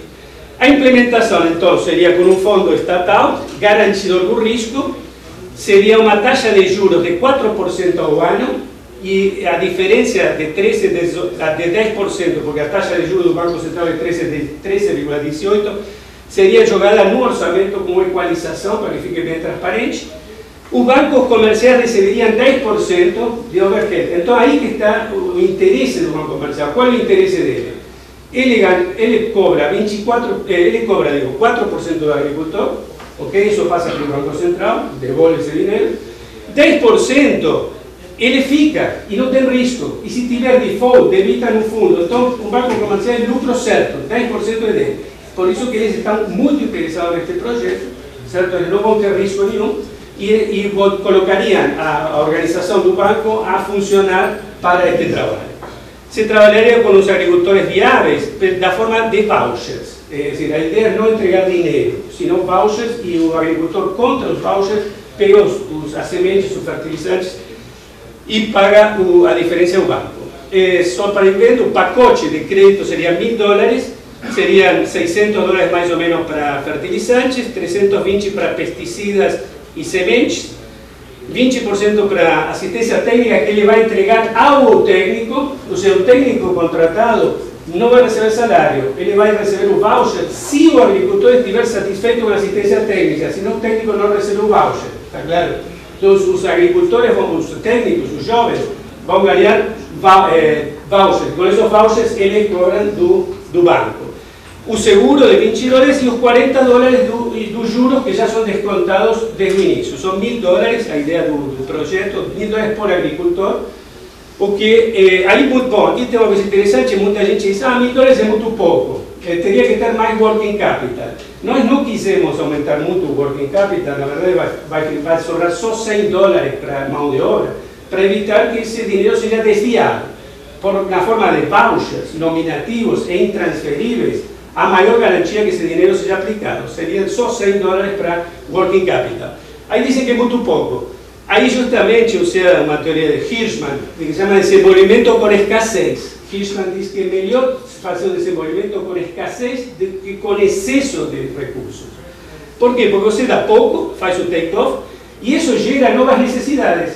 E desperta o agricultor para a necessidade de melhorar, induz ele não se abafa. Se você der tudo, você abafa as iniciativas. O cara fica acomodado. Se você der uma parte, ele reage, vai, pinta a casa e melhora o cerebro dele e faz alguma coisa mais.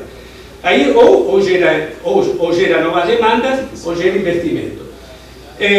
Só prevendo aqui o impacto em Moçambique seria o seguinte: se se aplicar para os 145 mil beneficiários, daria 70% do aumento da produção de cereais em Moçambique, num primeiro ano. Se fosse feito 145 mil. Teria um impacto muito grande, mais 1.200.000 toneladas.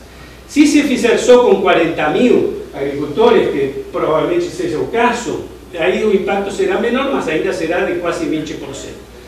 Microeconomicamente, a nível da parcela, nós fizemos os cálculos, com esses aumentos de produtividade, você quase triplica, dependendo do modelo utilizado, a renda do agricultor. Uma família pode ganhar até $4.600, se der certo, contra $1.000 de crédito. Ou seja, sobra ali, na pior das hipóteses, 2.700, paga 1.000, sobra 1.700. Claro que pode haver uma série de probleminhas, mas é muito difícil que isto não funcione. Aqui tem um escalonamento possível, isto está sendo discutido agora no governo. O programa geral máximo daria $210 milhões, que na verdade não é nada, se a gente considerar um país como o Brasil, gasta isso em construir um museu hoje em dia, e para aqui seria a solução da agricultura de Moçambique, é triste, mas é assim. Seria basicamente esses 150 milhões para passar através dos bancos. Isso não é despesa, isso vai e volta, um revolving fund. Seu custo mesmo seria o default, a equalização e o overhead, são 45 milhões. Estes 15 milhões é um crédito também. Ou seja, dos 210, só 45 milhões seria realmente perdido. Bom, era isso então. Obrigado. Vamos passar para o próximo.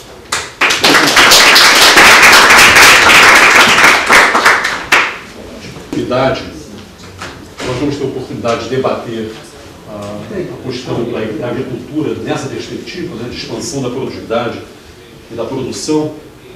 Mas, em primeiro lugar, vamos ouvir, então, a professora Cátia Batista, e aí nós abrimos para perguntas.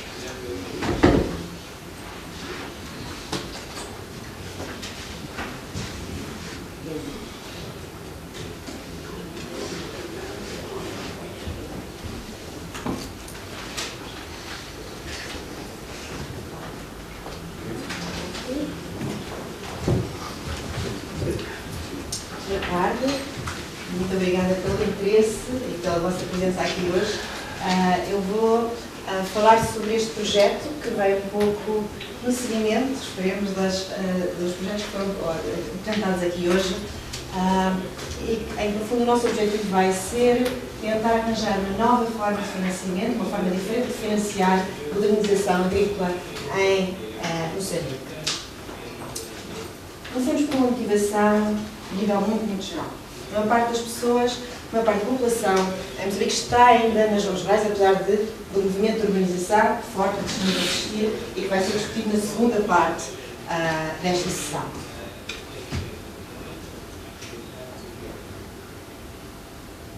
Espero que tenhamos mais slides. Então, aí, à direita. À direita. Acho que tem que apontar. Abre o computador.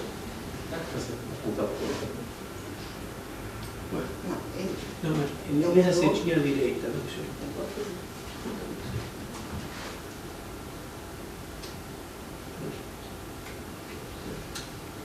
Can you really check in the keyboard?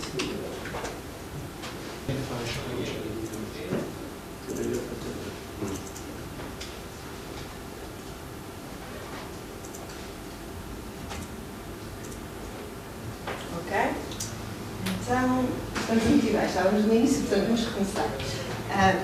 Muito em geral, temos um movimento de urbanização, mas a maior parte da população de Moçambique está ainda nas zonas rurais. Por outro lado, como o Carlos descreveu em detalhe, a produtividade agrícola é muito baixa em Moçambique e o uso de inputs agrícolas, nomeadamente fertilizante, é também muito baixo. Nós temos aqui uns números que têm fontes diferentes daqueles que o Carlos mudou, mas o panorama é exatamente o mesmo. Nós temos aqui, em relação ao mundo, realmente a produtividade em Moçambique, na última fila, aqui é realmente muito inferior à produtividade mundial, mas se olharmos só para a produtividade na África subsaariana, é ainda, enfim, é menos de metade, e note-se que mas poderíamos pensar que este número está um pouco inflacionado pela África do Sul, mas continuamos a ver e olharmos para outros países, poderíamos pensar que poderiam ser semelhantes, podemos olhar para o Quênia, Malawi, Zâmbia, todos estes números, em termos de produtividade, são muito mais, Moçambique está muito abaixo, está apenas acima um pouco de Zimbábue, por outras razões, mas em termos de fertilizantes, é aqui que se vê que realmente há uma grande diferença. Portanto, o uso em Moçambique é de 3,1 comparado com usos que até no Zimbábue são 10 vezes superiores. Portanto, o uso de fertilizantes é realmente muito baixo. Este é o panorama de que partimos neste trabalho. Portanto, a nossa motivação é, por um lado, este panorama de baixa fertilidade agrícola, esta ideia de que o uso de fertilizantes é muito baixo em Moçambique e, por outro lado, é a nossa observação de que os agricultores moçambicanos parecem estar muito restritos em termos de crédito. E, portanto, aqui temos vários valores, portanto, um dos quais o Carlos falou também, portanto, do Censo Agrícola de 2008, nós vemos que menos de 3% dos agricultores nos dizem que usaram crédito. Portanto, uma percentagem muito baixa. Por outro lado, nós próprios já estivemos no terreno, nas zonas agrícolas em que vamos trabalhar, e obtivemos exatamente este mesmo tipo de informação. Portanto, uma das principais razões que os pequenos agricultores apontam para a falta de uso de fertilizantes, nomeadamente, é exatamente esta de que não têm acesso a crédito. Portanto, temos aqui então, pensando de uma forma mais genérica, não só em crédito agrícola, obviamente, o problema é mais geral, não é? O problema é que em Moçambique, especialmente nas zonas rurais, o acesso a produtos financeiros, o simples facto de ter uma conta bancária é muito baixo. E aqui há um problema que é a falta de literacia financeira. Como o Carlos falou novamente, o que acontece com a maior parte das pessoas, e nós testámos isto com vários migrantes, até pessoas que já estavam na cidade, é que as pessoas julgam que quando se lhes oferece crédito, é uma doação, não têm de pagar de volta. Obviamente este é um grave problema, é um problema que faz com que, na ausência de colateral, porque não se pode usar a terra como colateral, as taxas de incumprimento vão ser muito altas, por isso as taxas de juros são muito altas e, portanto, temos este panorama em que, mesmo para as pessoas que são bancarizadas, não vão conseguir obter crédito. Portanto, são dados que mostram, em geral, a falta de acesso a serviços financeiros em Moçambique.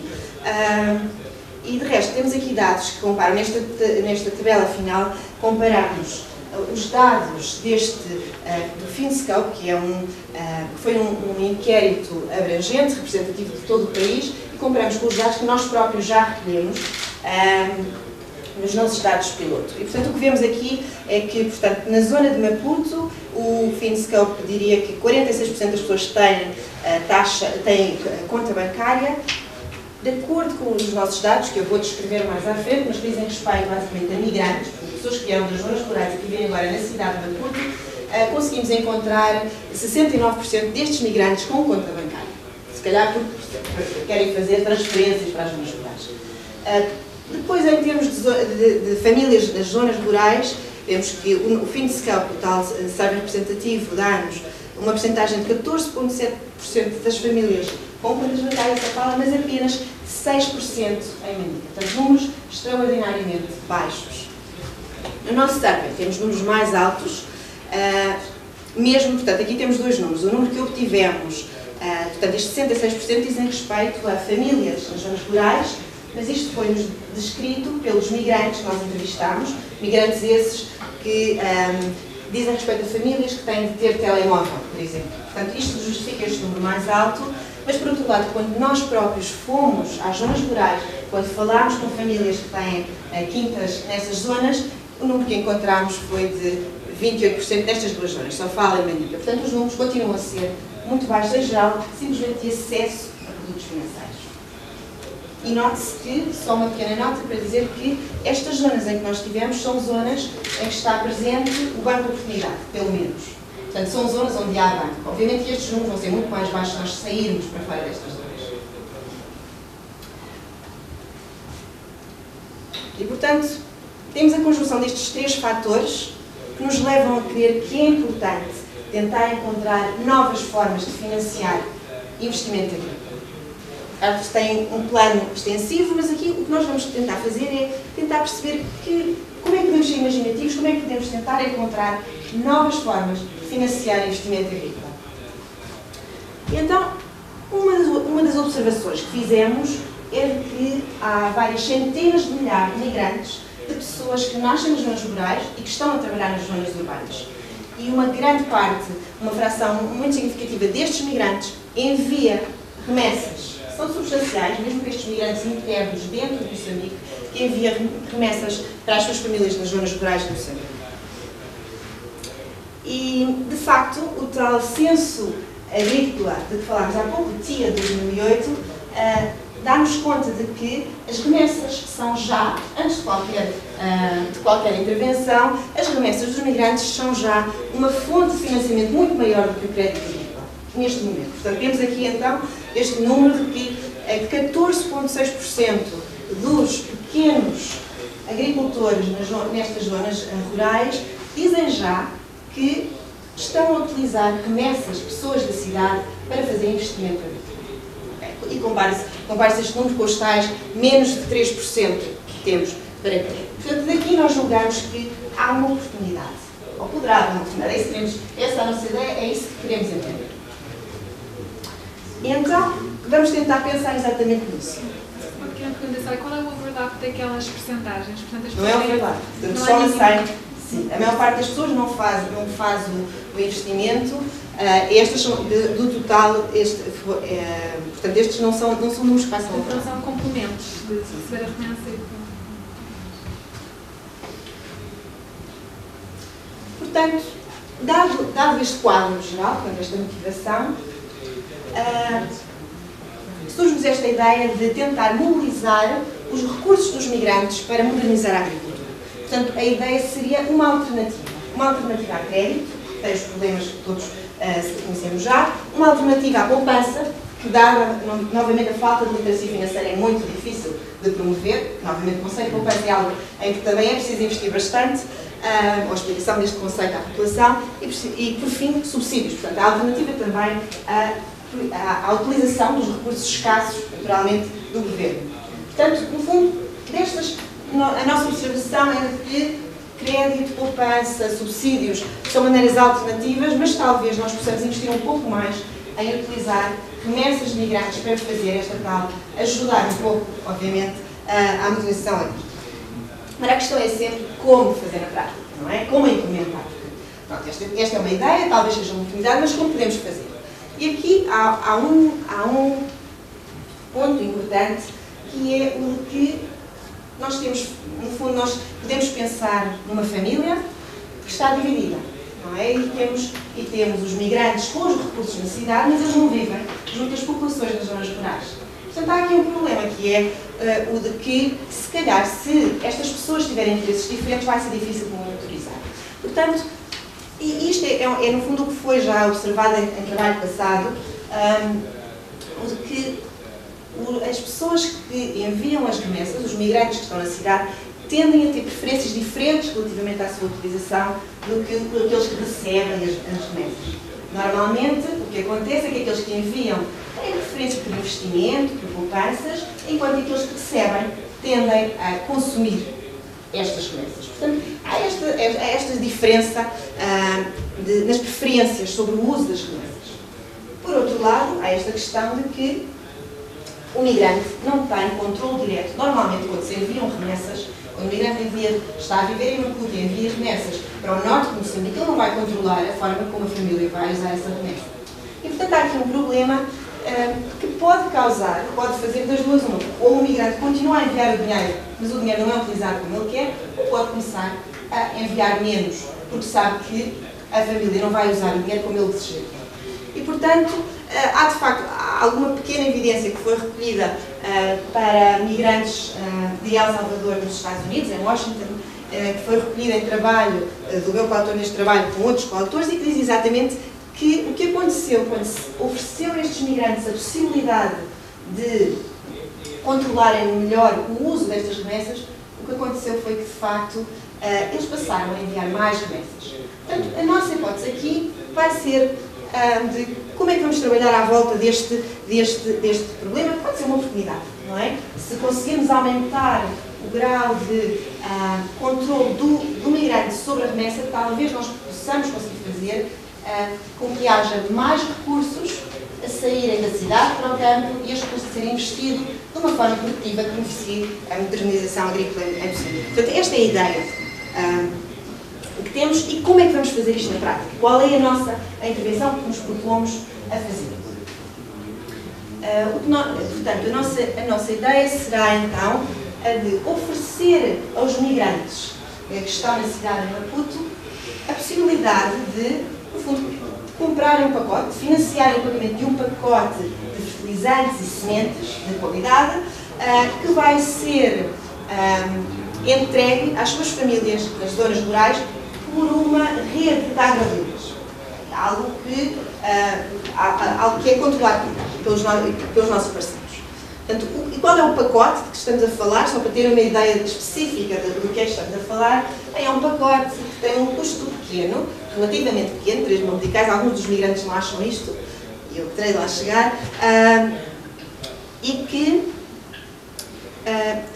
serve para pequenas explorações. Portanto, aqui a dualidade com a apresentação que o Carlos fez há pouco. Nós aqui estamos a falar da exploração média, não é? Estamos a falar daquele universo todo que existe de realmente pequenos agricultores. Portanto, e para estas pequenas explorações, portanto, nós tivemos também nas zonas rurais, explorámos, vimos qual era a realidade, um pacote deste tipo parece ser útil. E assim nos foi dito também pelas famílias de agricultores nas zonas rurais. Em termos de parcerias, nós trabalhamos com o Banco de Oportunidade de Moçambique, que trata da parte de canalizar as remessas desde a cidade até aos agrodealers nas zonas rurais, e com o AFDC, que trata de tem agrovilas espalhados nestas zonas, que foram já escolhidos e citados por nós, e que, no fundo, trata da entrega dos inputs agrícolas às famílias de agricultores.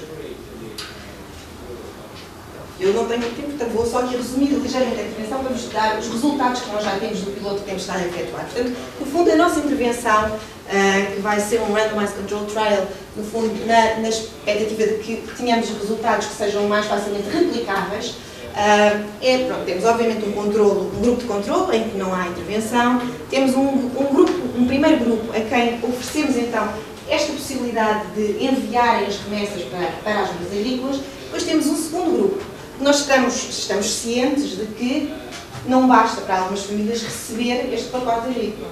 Não é? Estas pessoas vão precisar de extensão de, portanto, de aconselhamento técnico para os ajudarem a usá-lo da melhor forma. Portanto, o segundo grupo tem isso mesmo e nós estamos a trabalhar no design destes serviços de aconselhamento técnico para serem entregues via SMS. Um dos outros problemas que não vamos discutir aqui hoje, mas que muitos estarão cientes, é a falta destes conselhos técnicos para a área. Portanto, este é o esqueleto fundamental da nossa intervenção.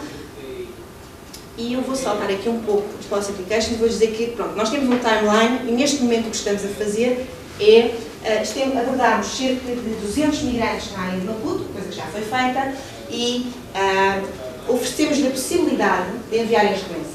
E, portanto, vou-vos só dar em 2 minutos, se me permitir, os resultados que lhe temos. Portanto, note-se que nós escolhemos estes migrantes da cidade de uma forma aleatória, ainda que limitada a zonas em que há alguma densidade de migrantes na cidade de Maputo. Vou saltar aqui alguns detalhes só para dizer que nós, em média, temos de visitar 100 casas para conseguirmos entrevistar para conseguirmos encontrar 5 migrantes que estejam nestes 13 distritos, nas províncias de Manica e Sofala. Nós temos aqui, portanto, há 3 critérios. Estas pessoas têm de ter vindo destes 13 distritos, que são onde estão os nossos agrovilas, portanto a razão é essa, temos agrovilas nestes distritos. Por outro lado, a família que está do outro lado tem de ter um telemóvel para que possamos enviar-lhes aconselhamento técnico via SMS e, bem, tem obviamente de ter a sua pequena machada. Portanto, estes são os três requisitos para fazer parte do projeto.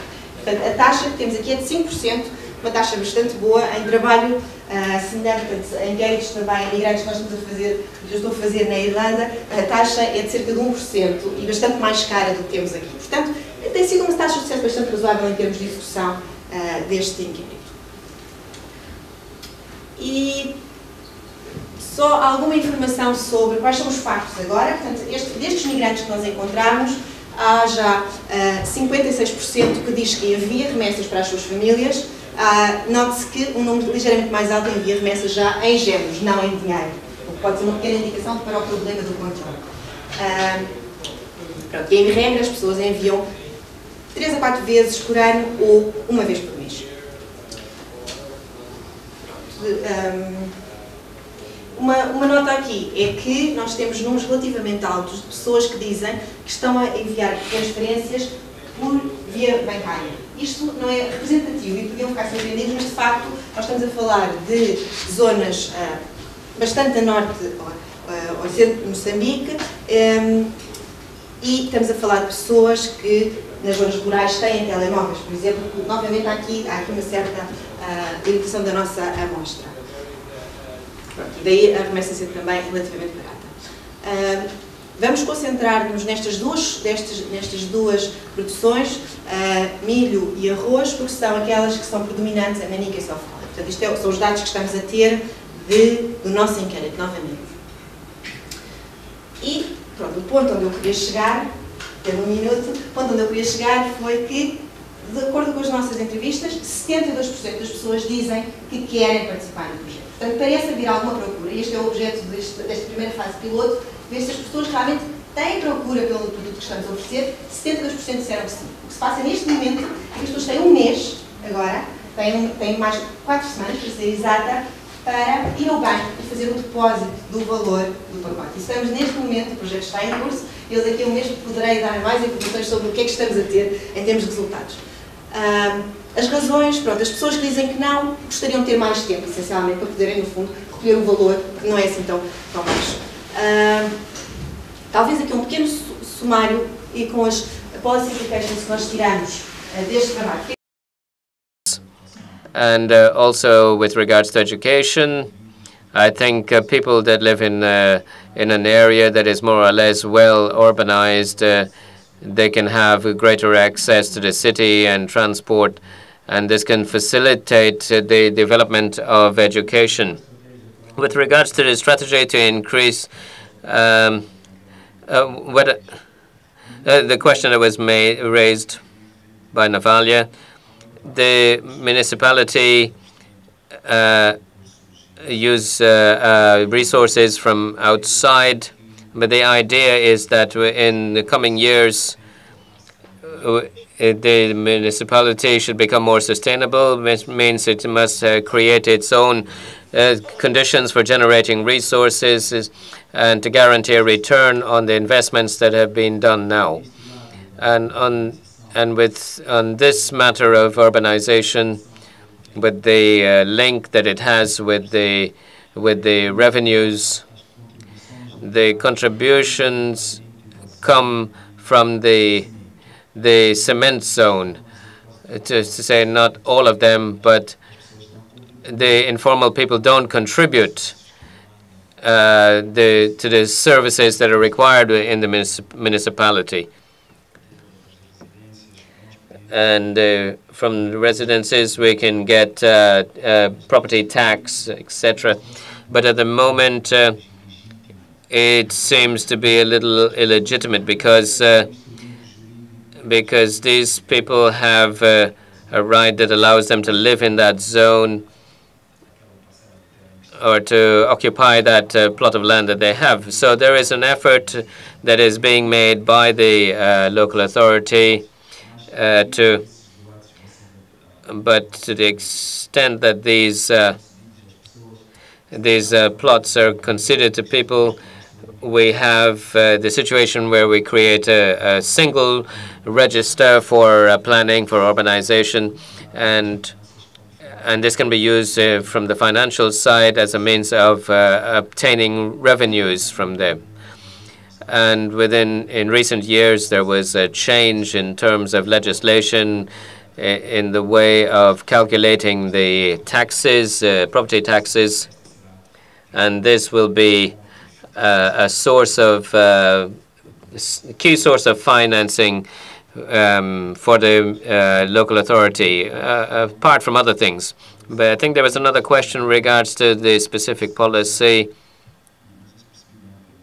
I don't think I understood quite well the question. It had to do with the localization of economic activities.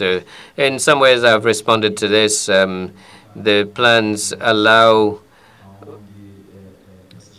these activities where they're developed will facilitate things, and there is a view that is focused on transport. So this will link the city of Maputo, Makuene, and Natola. And this, there is a drawing up of a plan, a steering plan, which has a view, a metropolitan view of this city, and the collection of garbage. This not only for Maputo but also Matola, Makuene, and there is also a flow of people both from Matola and Maputo to Maputo and vice versa. And what we can Maputo has around 1.8 over 1 million inhabitants, and those that come to the city are more than this, because from these they work in the city and they live outside, just outside the city. It's not 1.1 million, but it's more than that.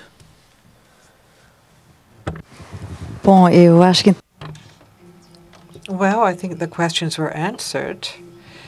And I think in relation to transport, is a crucial question for Maputo, Matola, this movement, this pendulum movement between the center and Matola. It's a question that has to be resolved with more efficient means of transport. Curitiba is a very good example. Maputo, although I was surprised that the technicians would say, oh, there's no space, everything is congested. But in truth, I had, as a vision of an urbanist, I saw very, very large streets, very generous streets, and physically we can implement an interesting system, and there could be other means of transport. I was surprised not to see bicycles. Well, transport today, as we can see in Europe, we have to consider other means. Not only BRT, which is viable, but also other alternative means. Maputo have motorbikes and other means that for transport of small distance works really well. So this is what's lacking in these metropolitan plans. There's a lack. Maybe we should think about solutions of the land and the physical conditions of the city to be able to interpret what would be these means and how could this work. I think we're not thinking in terms of from zero, because I think the whole thing is already people keep saying the same things. If we keep giving space to cars, then we have more need of cars. This is an example that we can see in European cities, which is it's trying to avoid the population uses the car, which is based on policies to stop the exaggerated expansion and the use of the car. And our economical model is based in roads and motorways and motorways and motorways. So this expansion of oil stain is what worries us in the debates that we hear. And how can we create more employment, projects with centrality, more focus that could be used as an example so we can use it for the city as a whole. Just a question Antonio Cruz made about local businesses. This is a subject that's very important. Without national companies, there's no development. At the level of the sector where I work, we are more focused on construction companies. When we talk about national companies, it's a company bigger than that. But in the construction area, what we undertook is incentive those provincial businesses, because we have to have an interlocutor so the companies can participate in this process of development. And we assess in all these programs of investment from World Bank or other, there should always be a component of training in the area of management and technical and for the companies. This is paid by the state. The federation has one consultant, and we accept that the president of the federation invests in the council of management in order to influence. So there'll be a large participation of companies in the programs for the building of roads. So with small pieces of lands with a lot of technology that allows national companies to work. It's a national challenge, and the state should give more attention to this. The creation of Institute of Support for Small and Medium Businesses is a good way, because until now we had made plans, and plans begin and end. So with the EPM, the Institute of Support for Small and Large and Medium Businesses, this is a necessary instrument to guarantee support, financial support, etc., to allow that with time these businesses can benefit from the support of the state. I'll also make a comment relating to what the Vice Minister said. In reality, if you look at the historic experience of other countries, the process of development and of creation of local entrepreneurship, which is extremely important. Carlos mentioned the rural entrepreneurship, a middle class, a rural middle class. The industry of civil construction and the industry of construction in general, with the production of inputs for construction, has been in many countries extremely important for the emergence of this local entrepreneurship. Mozambique in the next 15, 20 years, maybe 30 years, would have a very enormous amount of development linked to construction. Construction of housing, which is a demand, explosive demand in the urban areas, but also in the construction of infrastructures. So there is a space, very important to create a space for local businesses from Mozambique in these two industries. There are two ways of doing this. There are barriers of entry that have to be identified.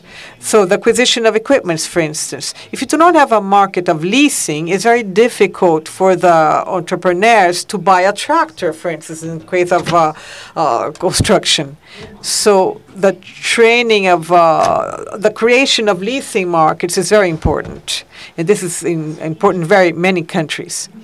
And what is useful for us to understand that the entrepreneurs start small, and then we have enormous construction companies in Brazil, Camargo Correia, etc.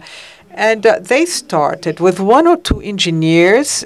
In the case of one, there wasn't even an engineer. One truck, we talk about 50 years ago, and nothing else. And obviously, the support of the state. This was another construction of public order were developed. So the creation of Mozambique, an entrepreneurship of Mozambique, we need to think about a mechanism to stimulate the entry of these industries and reduce the barriers that exist today. The other side, which is complementary to this, Vice Minister, is that the industry of construction materials is part of mining. When you think about mining in Mozambique, we think about coal in great scale. But in truth, the majority of minerals, the exploitation is made in small and medium scale and can be done locally by the local businesses, particularly construction materials. We heard a story of Mozambique entrepreneurs saying, oh my God, we're going to have to import sand from South Africa. This is a disaster. So we have to do exactly the opposite. I'm not against imports, but what Mozambique can produce in a competitive way, and there are many things that they can produce, they should produce competitively. This is just a very long comment, sorry. And I have a question. There's a tension between economical decentralization and the need to couple the two urban areas and minimize the cost of transport, delocalization, etc. So how do you resolve this tension? We hear that the contemporary tendency in modern is to have dense cities, more compact, exactly to reduce the dislocation of people and the impact that this has. Not only environmental, but economical, the cost of congestion, and at the same time, the need to decentralize. So I'd like to know a little bit more about this. How can this be resolved, this tension? Well, we're not yet in this phase. We still have time to think. But the idea is that that we create integrated urban centers, but that they can is the story of those dormitory cities. These are terrible because people live in one place and work in somewhere else. This has to be fought against. We have to have a tendency for urban development, and so it's important to have an incentive to create things there, so people don't have to come out from I don't know how many kilometers away to the city. People who are Maracuén, it's 30 kilometers away from Maputo, and go to work in Maputo every day, with enormous sacrifices in coming and going by train. So from Matola to Maputo, this is a long way, and we have to think in terms of losses. And now the situation was created with an enormous explosion after 92, 94, and peace, where people come to the city anyway looking for jobs. And I'm convinced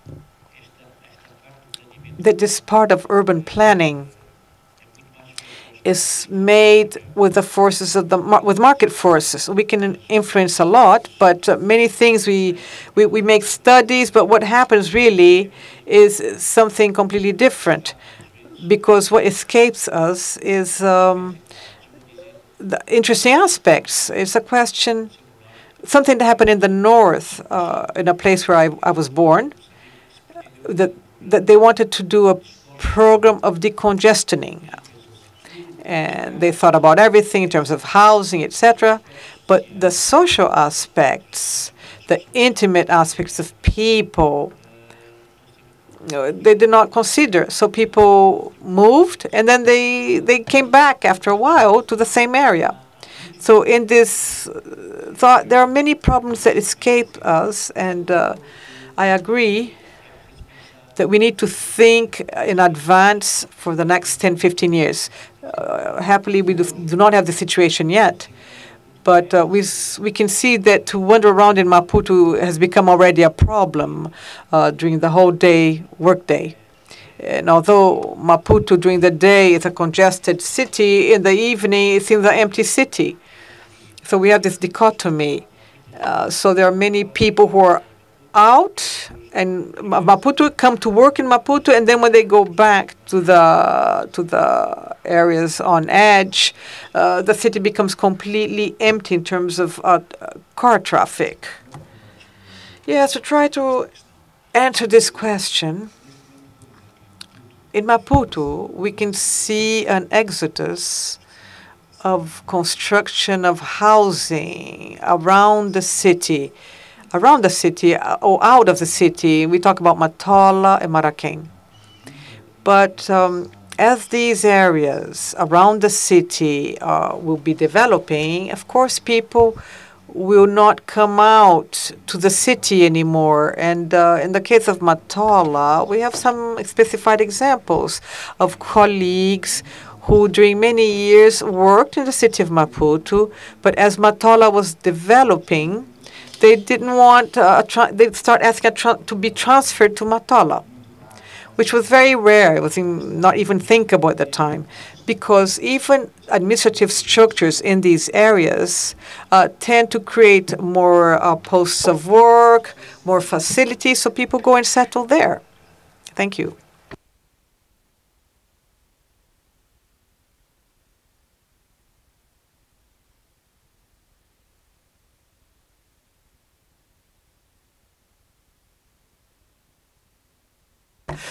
Well, there is this tension that Claudio raised, the Vice Minister, and I agree.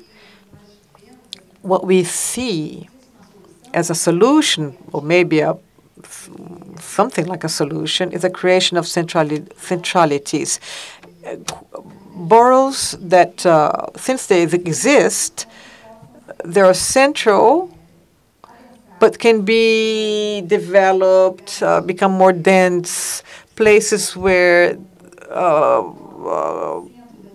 they can create administrative centers, institutional centers, all types of documents. What is centrality? It's a place where there's a type of service which services many parts of the community. Not only people go to school, but young people, adults, markets, with a type of equipment that can generate this dynamic of centrality, professional courses, places of creation of new buildings. So centrality could be a solution that allows new housing, new services, new centers for education, markets, supermarkets, and all types of activities that are part of an economical dynamic.